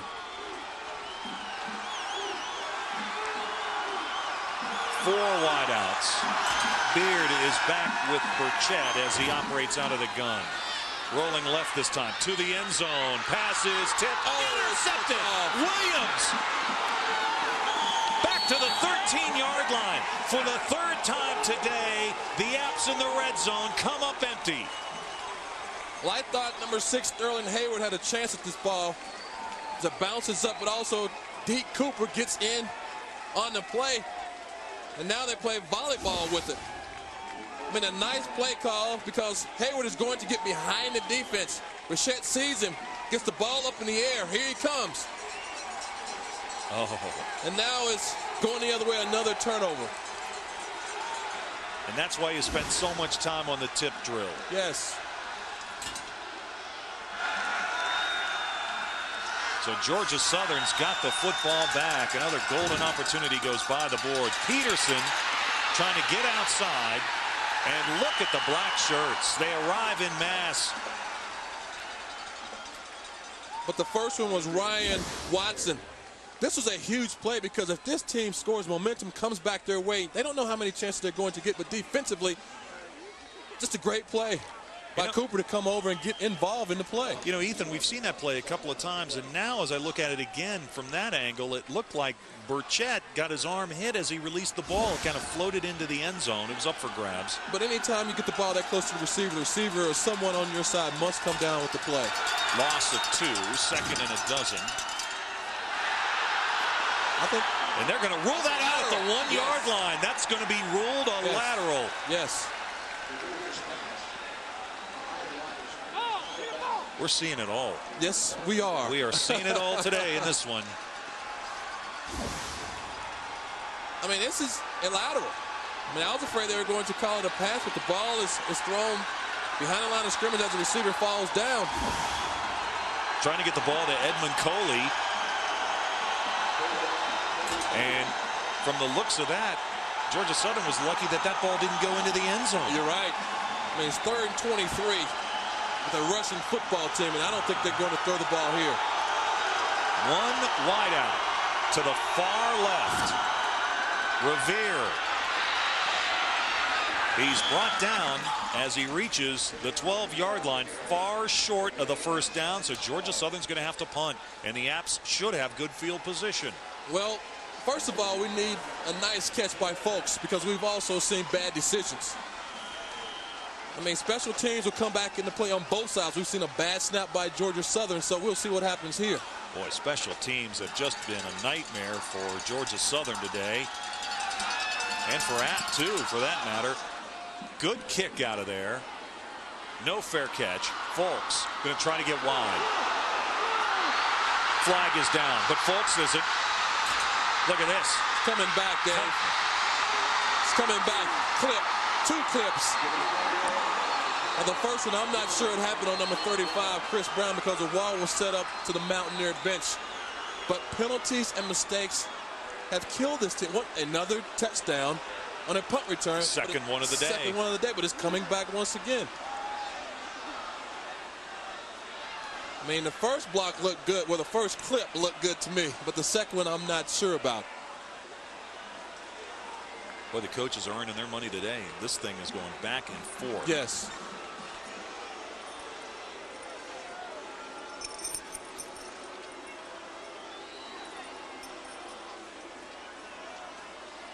I mean, we've seen our share of big plays. We've also seen our share of bad plays. Fouls on the play. Holding by the return team. That foul is declined. Also, illegal block above the waist in the back by the return team. That foul's accepted. 10 yards from the spot of the foul.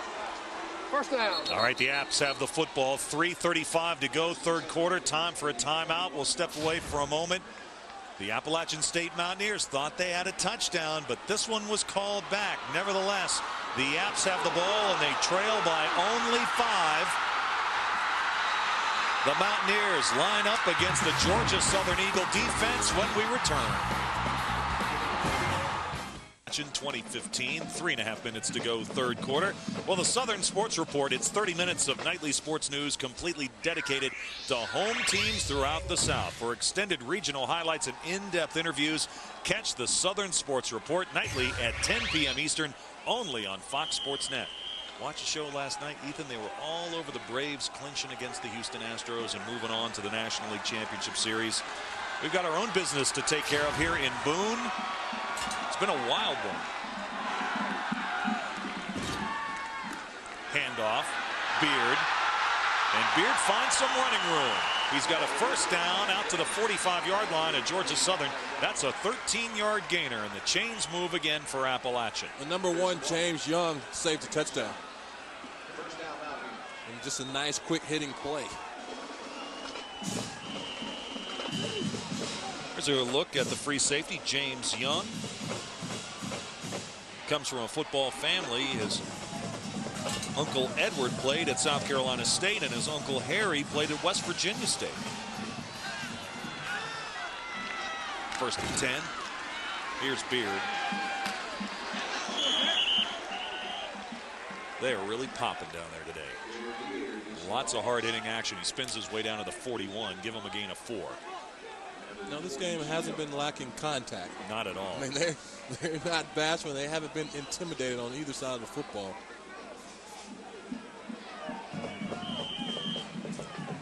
So Beard comes off. He got stuck on that last play. Yeah, he did, man. Here comes Jose White. He'll come in at the tailback spot for the Apps.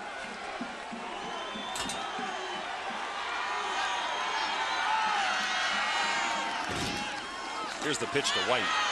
White gets a good head of steam up as he takes the football down to the 36-yard line. Well, he's their little scat back. He's only 5'8", 175, so he can get down behind those big offensive linemen and hide. Senior Aaron Dobbins is in there, 47 at the fullback spot. We haven't seen too much of him today. Both these teams, Appalachian and Georgia Southern, they possess what a lot of 1AA teams do not have, and that's depth. Yes. They rotate a lot of players in. 3rd and 2.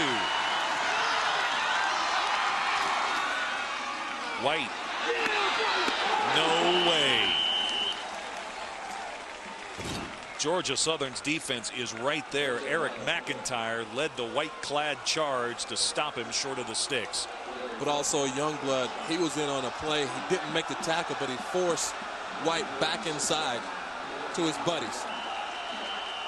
Boy, McIntyre is another one of those talented freshmen for Georgia Southern. And the Apps, they're going to burn a timeout here to talk about this situation. Tight game like this, timeouts are really going to be at a premium at the end. But Jerry Moore decides he wants to talk this situation over.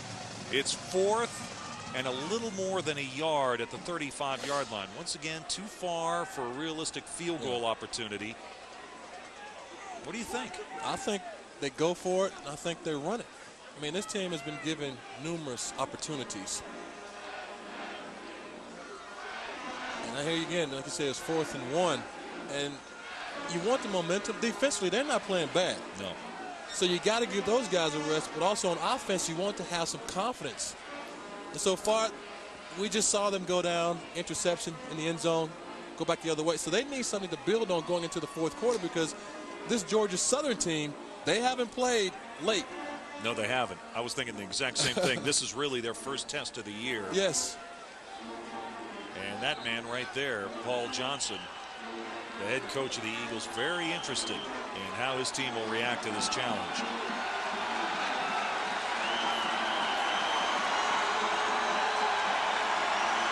Well, you called it, Ethan. They're going for it. 4th and a little more than a yard. They need the 35. Play action. They want to throw. Passes. Get it out of the hands of the fullback, Hoover. He was wide open. He had the first down and just couldn't seal the deal. Nice play call by Jerry Moore. Man, Hoover's just got to make this play. He sneaks out of the backfield. Nobody picks him up. The ball just slips right between his hands. He almost had a second and third chance at it, but he just couldn't pull it in. Hoover missed the opportunity. Now, his brother Brad Hoover plays for the Carolina Panthers. His brother Brad went to Western Carolina. Yeah. But Jerry Moore told us that he knew the parents, knew the family very well, and Joey's always wanted to go to Appalachian. And he's living out the dream, and he's really an improved player, but he dropped a potential first down there. Here. Coming back the other way for Georgia Southern on first down is Mark Myers.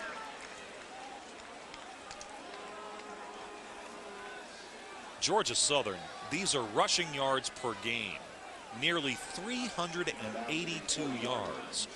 You see St. Mary's College of California, Jacksonville State, and Eastern Kentucky. What about today? The Apps have done a job. They have.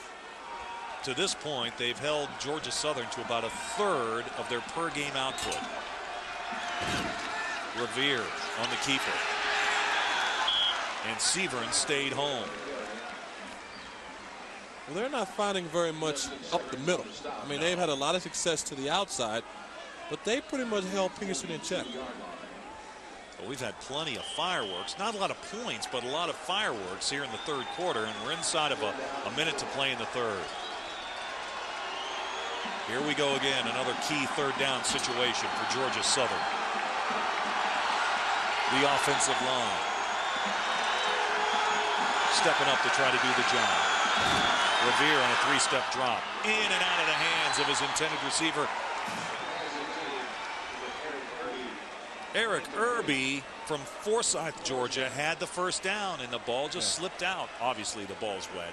Yes, but still, it's game time, and you have to make plays. This is a very close game, and you have to take advantage of your opportunities. Folks back to receive this punt from Shelton. Remember, in the first half, a high snap out of punt formation resulted in a safety. Folks will take it. No fair catch.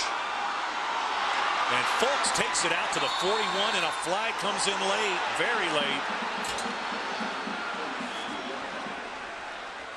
Boy, Folks really living dangerously there. He had a Georgia Southern defender on each side of him and opted not to make a fair catch and made a good return. Well, I think it's holding on number 37, John Chastain. Another penalty against the Apps. It's going to be a nice return by Folks. He catches it and starts back up the field. But watch number 37 as he comes into your screen on 30. By the return team. 58 right there in a late hit. Spot of the foul. First down. Well, if the Apps don't win this game, when they break down the tapes, they're really going to be upset about all the penalties again today in key situations. Well, I think their meetings are going to be repetitive. Yeah. Because Jerry Moore stated yesterday that they have practiced it, they have talked about it, they've done everything as a coaching staff that they could do to try to eliminate all the penalties.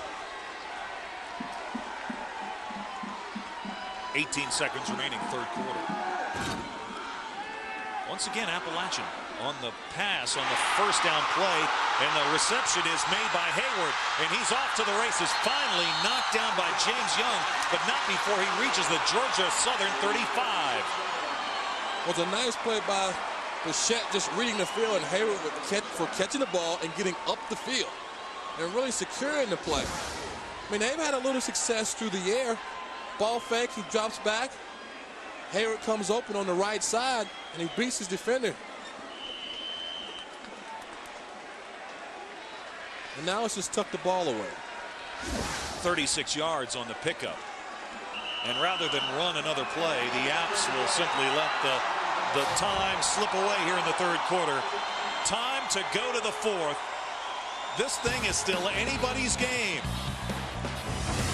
Appalachian had a great opportunity in the third quarter to score a touchdown, but Williams comes up with a big tip interception to thwart the threat. Going to the fourth. The Apps have the ball, but they trail 20-15. Set to go to the fourth quarter. Georgia Southern with a lead, 20-15. These two teams today combined for 6 turnovers. J.R. Revere, 2 of his 3 rushing touchdowns came in the first period. Adrian Peterson has rushed for more than 100 yards in every college game he's played in. Right now, 15 carries, 56 yards.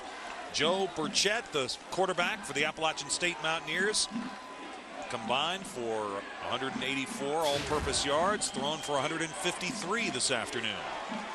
Mountaineers with a football, 1st and 10 at the 35. Appalachian with a big edge in the total yards heading to the fourth quarter. This is White. And he stumbles down near the 33. It'll be 2nd down and 8. Corey Middlebrooks makes the stop, and his offense has been down here before.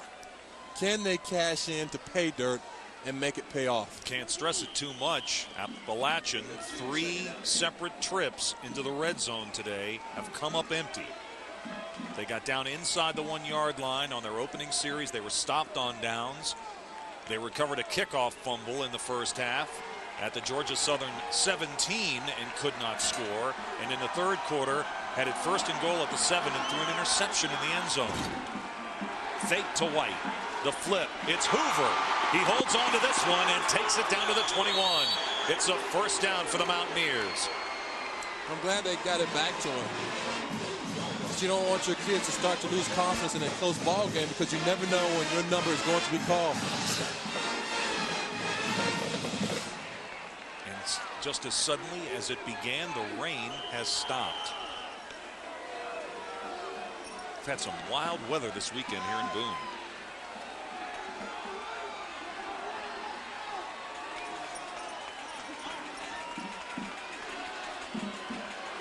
Oh, and the Mountaineers are going to have to call their 2nd timeout.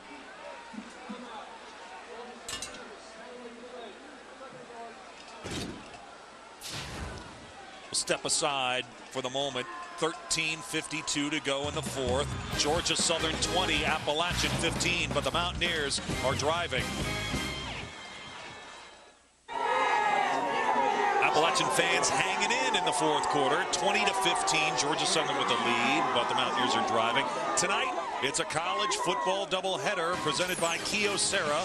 Out of the Big 12, a showdown. 3rd-ranked Oklahoma. The Sooners battle the Kansas Jayhawks. Then Pac-10 football. The Arizona Wildcats take on the Oregon State Beavers. It all begins at 7 o'clock Eastern tonight on Fox Sports Net. Appalachian's got the football, 1st and 10 at the 21-yard line. Trailing by 5. Beard straight up the middle. Got a great surge across the 10 down to the 9. It's going to be 1st and goal for Appalachian. But also is a nice cutback lane as the middle of that Mountaineer offensive line just took care of everyone. He's coming right into your screen. Nice cutback by Beard, but also a better block by Tyler Elkins. Elkins did a great job. He did. So Jerry Beard with a big carry, and it's 1st and goal. Beard again running hard. Maybe give him forward progress to the 8, but not much more. Well, you don't want to be too cautious here. Beard from Lincolnton, Georgia, one of many players to come to Appalachian from Georgia Military College. Came into this game as the App's leading rusher. Kind of struggled last week against Furman, 14 carries for 44 yards, but he's been getting some key carries in this game.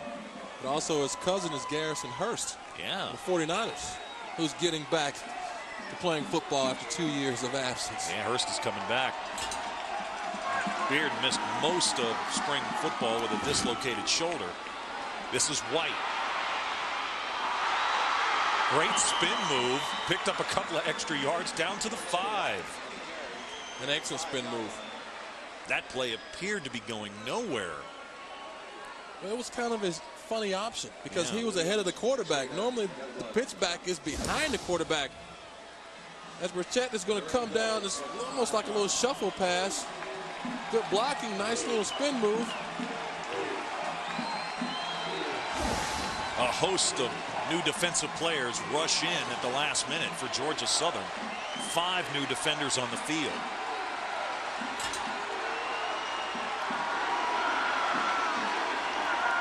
Burchett, short pass, caught, Hoover, he has it, takes it to the 3. Good open field tackle by Drake Cooper, senior from Powder Springs, Georgia. Drake saved a touchdown with that open field tackle. Well, I kicked the field goal this time. Got to. You got to take a field goal here. Yes. Still early. In the 4th quarter, that is. Your defense hasn't let you down too many times today.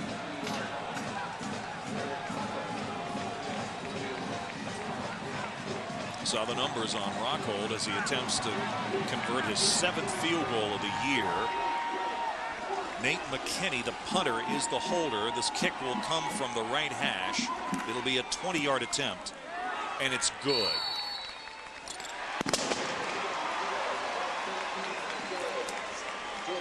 And that was big to get points. Now you're down 2 with a quarter to play.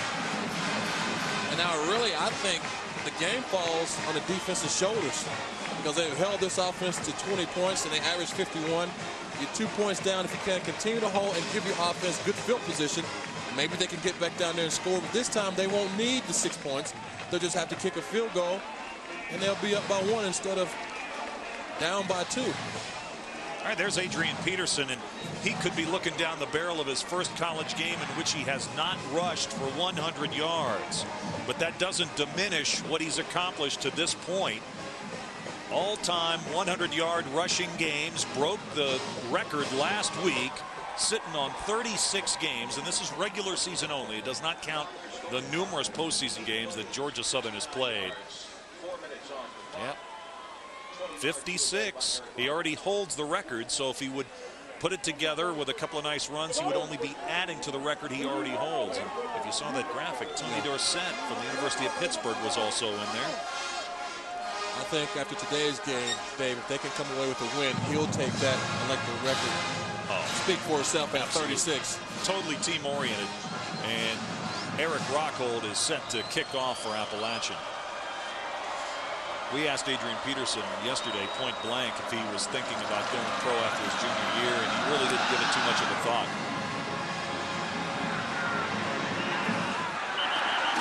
Cantrell will take a knee. We talked with Adrian Peterson about all of the great individual accomplishments, but he would prefer to focus on team goals. Our team goal is to win another title. I think if you allow focusing on the records, the Heisman, you have a sense to lose the concept of the team goal, and football is a team sport, you know. So my main goal is to get back to the championship. First play on first down, Revere's pass intended for Carl Kearney. We haven't called his name much today. One of the starters for Georgia Southern at the wide receiving spot, incomplete. And there's Adrian Peterson. Well, I think he said all the right things. And I think after speaking with him, his coaches, this kid is a team player and a competitor. And very involved in the community. Great young guy. Second down and 10. Clock stopped. Just over 11 minutes to go. Revere, late pitch. Up to the 28-yard line goes Mark Myers. Now we have a Jonathan Lyles, one of the corners, was slow getting up, but he's on his way back to the huddle. Yeah, Myers is not looking like he's 100% as he works his way back to the line. Well, it was a late option, and after all the hitting they've done so far, we're still into this game. Some guys are going to be very sore tomorrow. You know, and that backfield does not have Kevin Davis. He was injured on Wednesday in practice. He may miss a month. Here's Revere into the open field. Revere inside the 20. Can he make it to the corner? Yes. Touchdown! Fourth of the day, J.R. Revere. The day before 72 yards. Before this football team got the ball back, I said the football game is going to rest on the shoulders of the defense because they must shut down this offense to give themselves a chance. Revere answers the bell with a long touchdown run. 72 yards for Revere, his fourth touchdown of the day.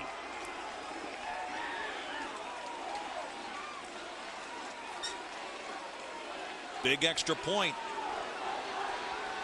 It would make it a 9-point lead. And he's got it.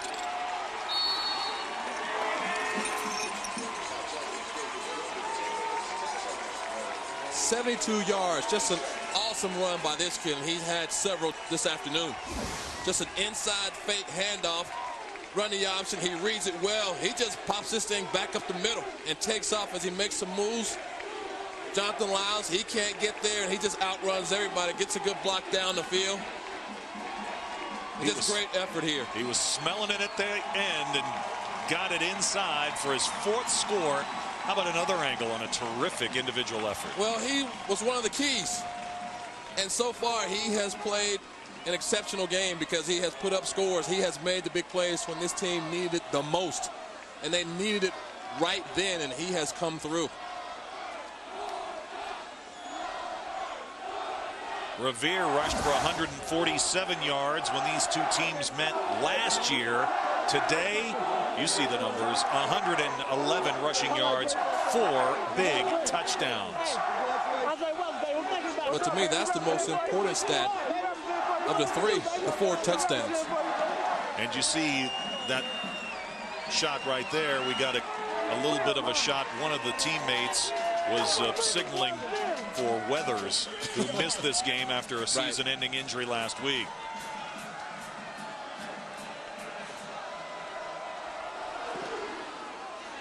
High kickoff from the goal line. And for Appalachian State, Jermaine Little with a terrific return. And for maybe the first big play we've seen today on special teams, no flags. Right. I was sitting here looking for some. But now the Mountaineers have great field position. Can they answer with a score of their own? I mean, Little's just going, I thought he was going to stay in. Actually, now he's bringing it out. He gets a nice seam up inside. He breaks the tackle. This is just sheer individual effort.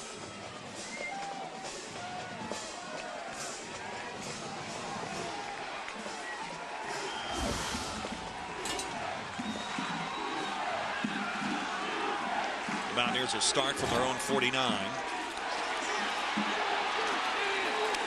Nowhere to run for the quarterback. Burchett is brought down by LeBlanc. Well, Burchett looked to his right, and Folks and Little were covered. And he really didn't have time to go back to his left because the pocket broke down. Haven't talked too much about Robert LeBlanc. Redshirt senior from Hinesville, Georgia, has really been battling a foot injury for 2 straight years. He has to take a shot in that foot just to play. Paul Johnson called him one of the bravest players he's ever coached, and he's in there right now at crunch time. Number 88. Burchett, the throw, incomplete. Well, it's behind. Tried to get it to Layton up at the 37. And just like that, it's 3rd down. Well, what do they have in the game plan? Because the clock is going to start to work against them. They really don't get something started here in a hurry. Critical 3rd and long. 3rd and 9.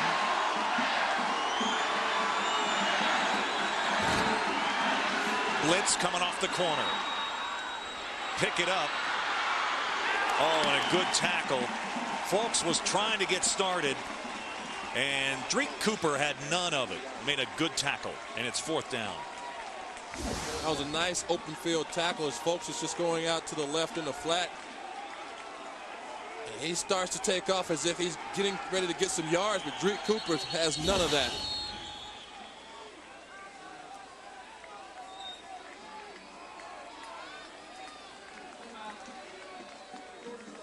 So Georgia Southern is forced to burn a timeout, and Coach Johnson doesn't like that. 8:46 to go in the 4th. J.R. Revere, 4 touchdown runs. Georgia Southern leads.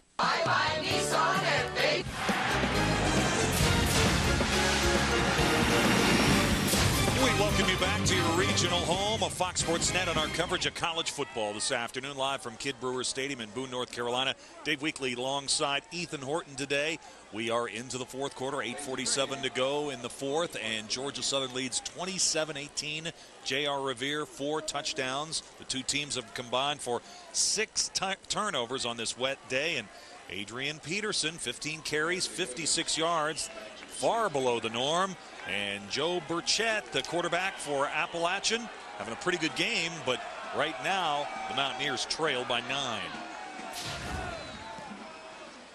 McKinney with a kick.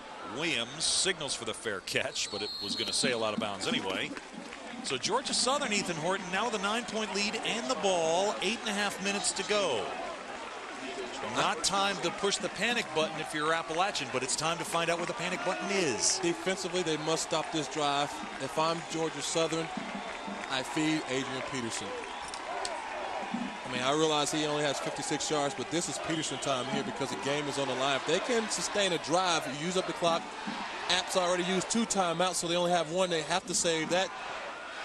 So you take your chances. Revere comes onto the field late, and he's definitely been the star of this game. The reigning Southern Conference Offensive Player of the Week. Might win that award 2 weeks in a row. He's got 4 touchdowns today. Dropped at the 20-yard line after a gain of 3. I don't think there was any question that in that last situation that the Mountaineers had to punt the football. Oh, no. It was 4th and 10 at midfield. Right. Now you're playing field position football. I mean, defensively, if you can stop them right here on the 20, it's 2nd and 6, and now if Georgia Southern has to punt, you're looking at getting the ball back in decent field position.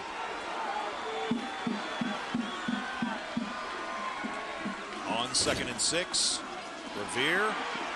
Oh, nice tackle for the Apps. Scott Kornatzer, the junior from Advance, North Carolina. First time we called his name today. That was a good tackle of Revere. It was, because Revere has basically had a field day.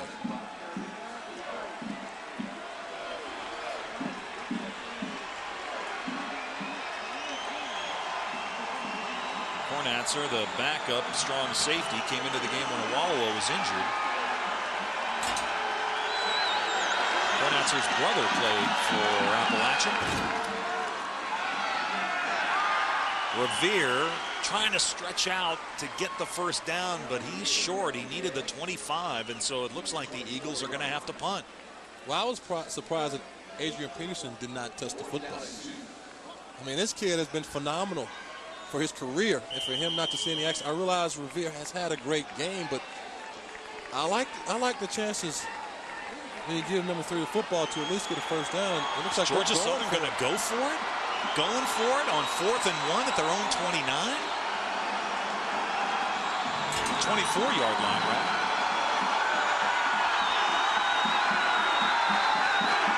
They're just trying to draw him off here. And now Georgia Southern will call a timeout. Because that would have been a very interesting play had they not gotten it. We've seen some wild things. Yes, we have. Yeah. Well, quite a few things in this game have not gone according to Hoyle. Adrian Peterson in Statesboro. There's been a campaign for AP for Heisman. They have a website.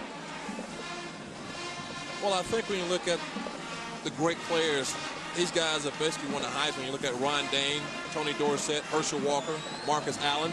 Look at the yardage and the touchdowns. But this kid, when you look at numbers, you have to say he's a football player because you can't deny a person numbers. And I think when you look at his based on these other great players, you can't deny that he's a heck of a football player. Peterson's already won the Walter Payton Award that goes to the top 1AA player. He did that 2 years ago. Lewis Ivory from Furman won that award last year. Later in the year, when we see Georgia Southern host Furman, that'll be the first time in the history of 1AA football that two Walter Payton Award winners will be going against each other in the same game. What a punt. Folks on the return and takes it to the 29-yard line. But I think it's a bad play because you'll have roughing the kicker. And I thought Wes Hunter was pulled into the kicker. And he's going to be whistled on the play. That's the call against the Mountaineers, and that's going to be a first down for Georgia Southern. That is a backbreaker. Yes. I mean, special teams, you mentioned the word backbreaker. They have been the killer for this football team. But I think this was a bad call because he was tangled up with the offensive wingman at the time of the punt. Personal foul, roughing the kicker. The kicker's 15 yards from previous spot. First down. And on the right side of your screen, number 11 is going to come in here. Number 11, number 5. You see he's being thrown into the kicker.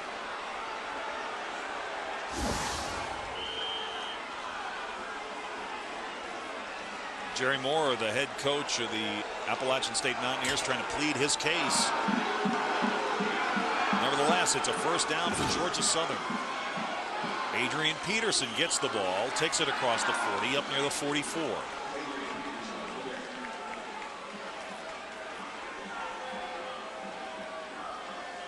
And for Appalachian, they've got to have the ball twice. They have to get 2 scores to tie this game.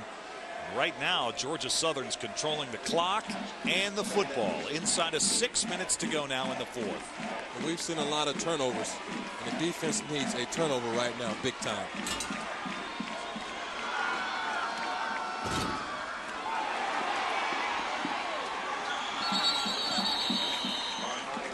Myers takes it. He will take it into Mountaineer territory at the 48-yard line. It's another first down.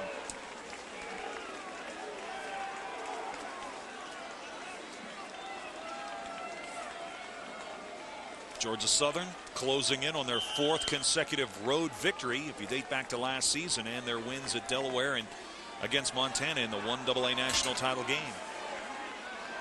If they can hold on, it'll make 6 out of their last 7 Southern Conference road wins. Peterson. Severns, the middle linebacker, makes the stop for the Mountaineers. 5.5 to go. Appalachian's got to get the ball back. They do. But Georgia Southern, they're just trying to run the clock. I mean, they've forgotten about the game because I think they're playing against the clock right now. If they can hold this ball for the rest of these 5 minutes and counting, they walk away the winner. Well, if Georgia Southern does win this game, it'll be their lowest total yards in a victory in quite a long time. Revere. And the 5th-year senior, you got to appreciate this, Ethan, gets down to keep the clock running. Smart play. It's going to burn off another 30 seconds from the clock. Also, when you look at all the penalties, all the mistakes that both teams have made, when you look at Georgia Southern, their starters, they haven't played in the second half in a lot of ball games. No, they haven't. So they've been tested here, not only because of the play, but I think because of the adversity that they've had to overcome. J.R. Revere with 4 touchdowns rushing in this game ties the best in the Southern Conference so far this year. Adrian Peterson had 4 rushing touchdowns against Savannah State. 3rd down.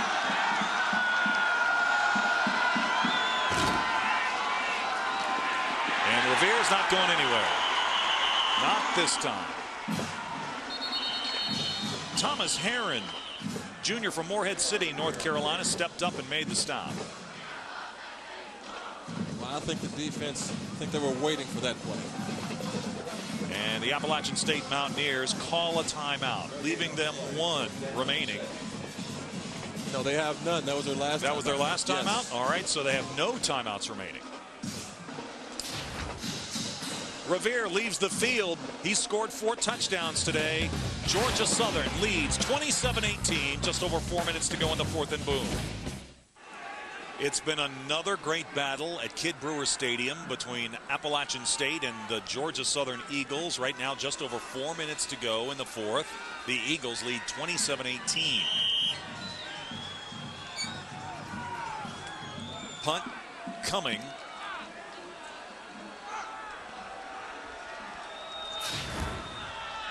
Scott Shelton was rough the last time. Gets this one away. Folks signaled for a fair catch, and the ball sails into the end zone for a touchback. So at 3:55 to go in the 4th, the ASU Mountaineers have the football at the 20-yard line with no timeouts. They need 2 scores. Dave, there's another penalty. Tonight, it's college football, a doubleheader presented by Kyocera, a Big 12 showdown. Number 3, Oklahoma. They battle the Kansas Jayhawks.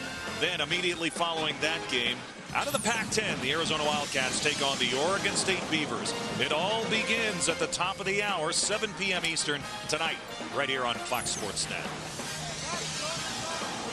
And a late flag. Oh, and it's a personal foul against Georgia Southern.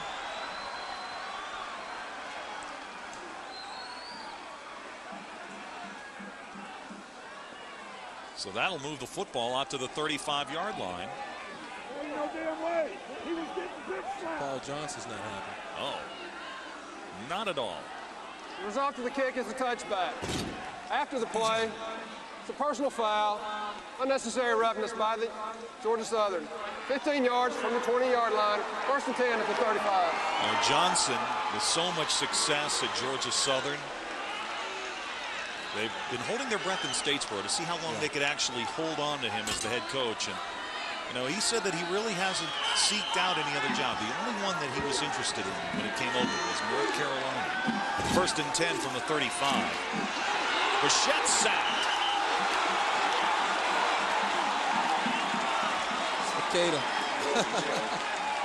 Spicata gets back there.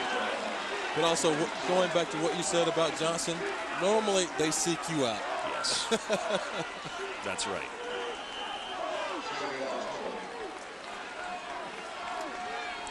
Loss of 10. Long pass, tipped, nearly intercepted. The ball was intended for Little. Whitaker was back there. Now this offense is forced to throw the football, so you're not fooling anyone here. Great defensive coverage by Aaron Whitaker. And they realize on defense that this football team is behind, so now you just ball hawk. Whitaker's got 4.5 speed, and he's in the pre-law program on a net play. He laid down the law, denying the Appalachian State Mountaineers a long completion. Bichette with the throw, incomplete at the 40. It's 4th down. 4th down. 3:19 and no timeouts. Chances are slim, real slim, because you can't stop the clock. Right. I was thinking that they might have considered going for it, but instead they will punt the football. McKinney gets it away. Williams. And a good open field tackle. Nice special teams played by Kornitzer. Well, now you just look for this offense to stay in bounds.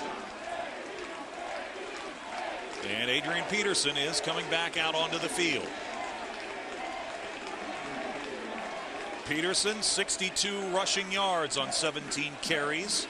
And unless he breaks one in the final 3 minutes, his very, very impressive streak of 48 consecutive games of rushing for more than 100 yards will be snapped.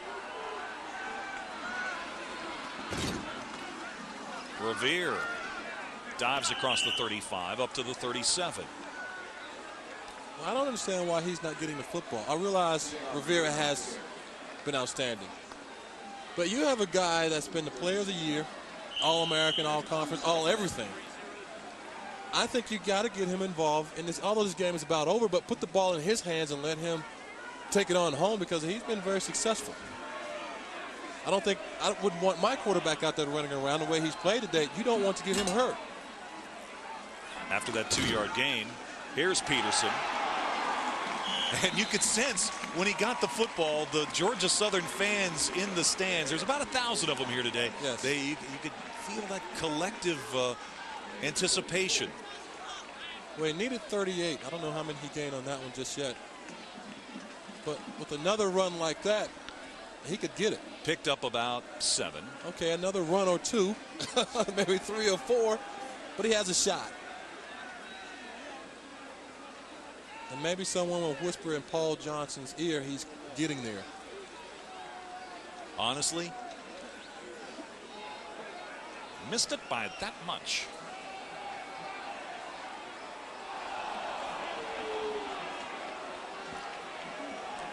Okay, he's 30 shy, has 70 yards. 70 rushing yards, so he's 30 away. But with no timeouts remaining for Appalachian State, we're only looking at possibly 3-4 more snaps tops. That's true.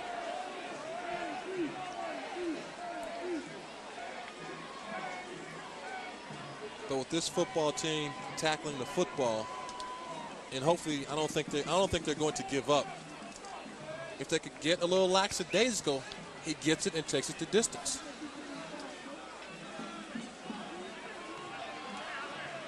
Tough loss today for Appalachian. Back-to-back Southern Conference losses at Furman last week. A loss at home today to Georgia Southern. Suddenly find themselves at 2-3 for the season. And they only play 10 games. They will not play an 11th game. Revere, the sneak, and he's got the first down. Clock stopped to move the chains, and once they're set, the clock will begin again. Jerry Moore told us yesterday that it's highly unlikely that Appalachian will play an 11th regular season game. They lost a game, as many teams did, due to the terrorist attack on September the 11th. They wanted badly to play a game on the weekend of November the 17th, but just could not work it out. So you're looking at a situation where they've already got 3 losses and they're only going to play 10 regular season games. Will 7-3 get them to the 1AA playoffs? Peterson takes it to the 48-yard line. Well, I don't know if being ranked will hold any weight. I mean, maybe that can give them the edge over someone else. But there are a lot of teams that are only going to play, I guess, 10 games. That's true. So That's maybe true. that becomes a factor. Georgia Southern will move to 6-0 on the season and a perfect 4-0 in the Southern Conference, and they will share the lead with Furman. Furman also 4-0 after a win today over the Citadel. Well, I think they're very lucky today. Adrian Peterson in the midst of his senior year, and what an amazing career he's had. The numbers coming into today. This was game number 49, nearly 8,100 yards rushing the football, 106 rushing touchdowns, 109 touchdowns overall. I mean, one more snap. Yeah, but they're very lucky to come away with a win and look at the mistakes that they had, and with the Mountaineers not being able to capitalize on those. Revere takes a knee, and Georgia Southern takes the victory. The Appalachian State Mountaineers cannot stop the clock. They have no timeouts. Paul Johnson and the Eagles get a hard-fought victory, 27-18. Georgia Southern had the lead, 14-0 early. The Mountaineers came back, led this game 15-14, but that man, the redshirt senior quarterback, fifth-year player, J.R. Revere, over 100 yards rushing, 4 rushing touchdowns. A high this season in Southern Conference League action. And for the first time in a while, Georgia Southern gets out of Kidd Brewer Stadium with a victory.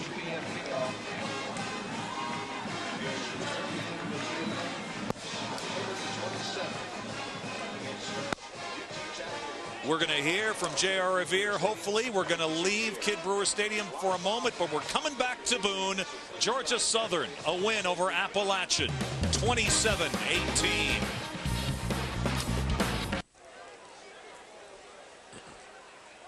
Well, they can take the flag and take it to the house. Georgia Southern with a hard-fought victory in Southern Conference action here at Kidd Brewer Stadium in Boone, North Carolina this afternoon.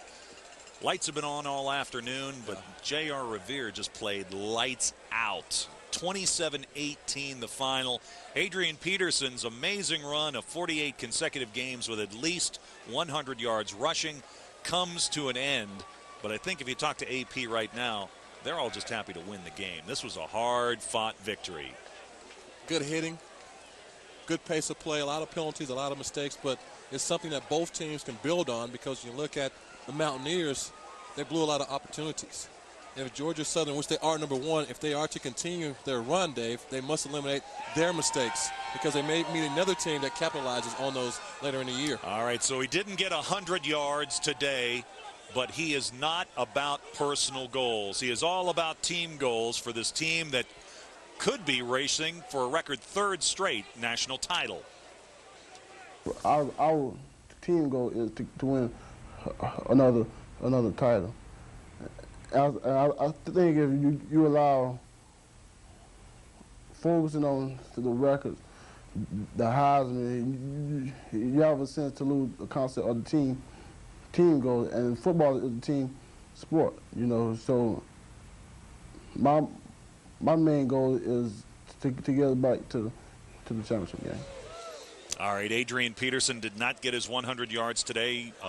Over 70, but did not get into triple figures, but still a great young guy, and he's happy to win. But let's go down to the sidelines where the fifth-year senior quarterback, J.R. Revere, is standing by in the wake of scoring 4 touchdowns. J.R., first of all, congratulations on a great effort today. Thank you. You know, I'm sure everybody everywhere has heard the same cliche, but, you know, I couldn't have done it with my teammates and my father upstairs, man. You know, he just, I mean, it's just, you know, I feel blessed right now, and that's pretty much all I can say. JR, what was the play that you continued to have success on running the ball up inside? It was an inside dive play, and you continued to keep the ball, and it appeared that you were following the fullback. Or what were your reads there? Well, their 3 technique was really handling us pretty well, and, you know, we just had to throw something at them different. And, you know, like every game that we played up to this point, you know, everybody's keying on him. So I figured, you know, that's where my game's got to come in. And it did. You know, blessed be to God. And, you know, I just feel blessed right now. You know, that was all him. That was all him. JR, you can't see it, obviously, but down on the field, but we just took another look at your 72-yard touchdown run, your 4th of the day. How about that run? It was really to keep playing the game. Well, you know, the whole thing we kept saying on the sidelines was, you know, offense, we need to start making plays. You know, I need to go in there and just hug every one of my guys that play on defense, because, I mean, they really hung in there. And, you know, our whole thing was just come out here regardless of what the situation was, just to play hard, to keep playing, to keep plugging. Something good was going to happen. And lo and behold, man, I don't even know what down it was, but I saw daylight, and it was like my eyes just opened up. And it seemed like it took me forever to get there. Hey, JR, you guys had to overcome a lot of adversity, and you made a lot of big plays. Did it ever enter into your mind or possibly your teammates' mind that, you know, we haven't played very well here, and here we go again? No. You know, and that goes back to, you know, we promised ourselves in that locker room, and, you know, just past history, I think Georgia Southern, hasn't given themselves a chance when they came up here. And we told them, I said, we're not going to wait till the third, fourth quarter to decide to turn it on. You know, we're going to come out here from the get-go and try to establish something. You know, our mentality, it worked, obviously. And, you know, we still didn't play a perfect game, but we did enough things to win it. All right, J.R. Revere, 4 touchdowns today. Outstanding job leading the offense of the Georgia Southern Eagles. Congrats on the victory, and we'll see you down the road. Thank you, sir. All right, J.R. Revere. And 27-18, that is your final. Georgia Southern wins in Boone over the Appalachian State Mountaineers. This is just the beginning of college football. Tonight, it's a college football doubleheader presented by Kyocera, a Big 12 showdown.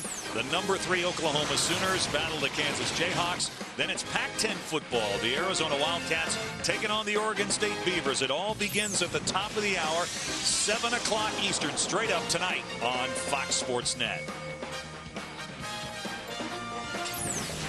We'll step aside from Boone one more time and come back and wrap it up.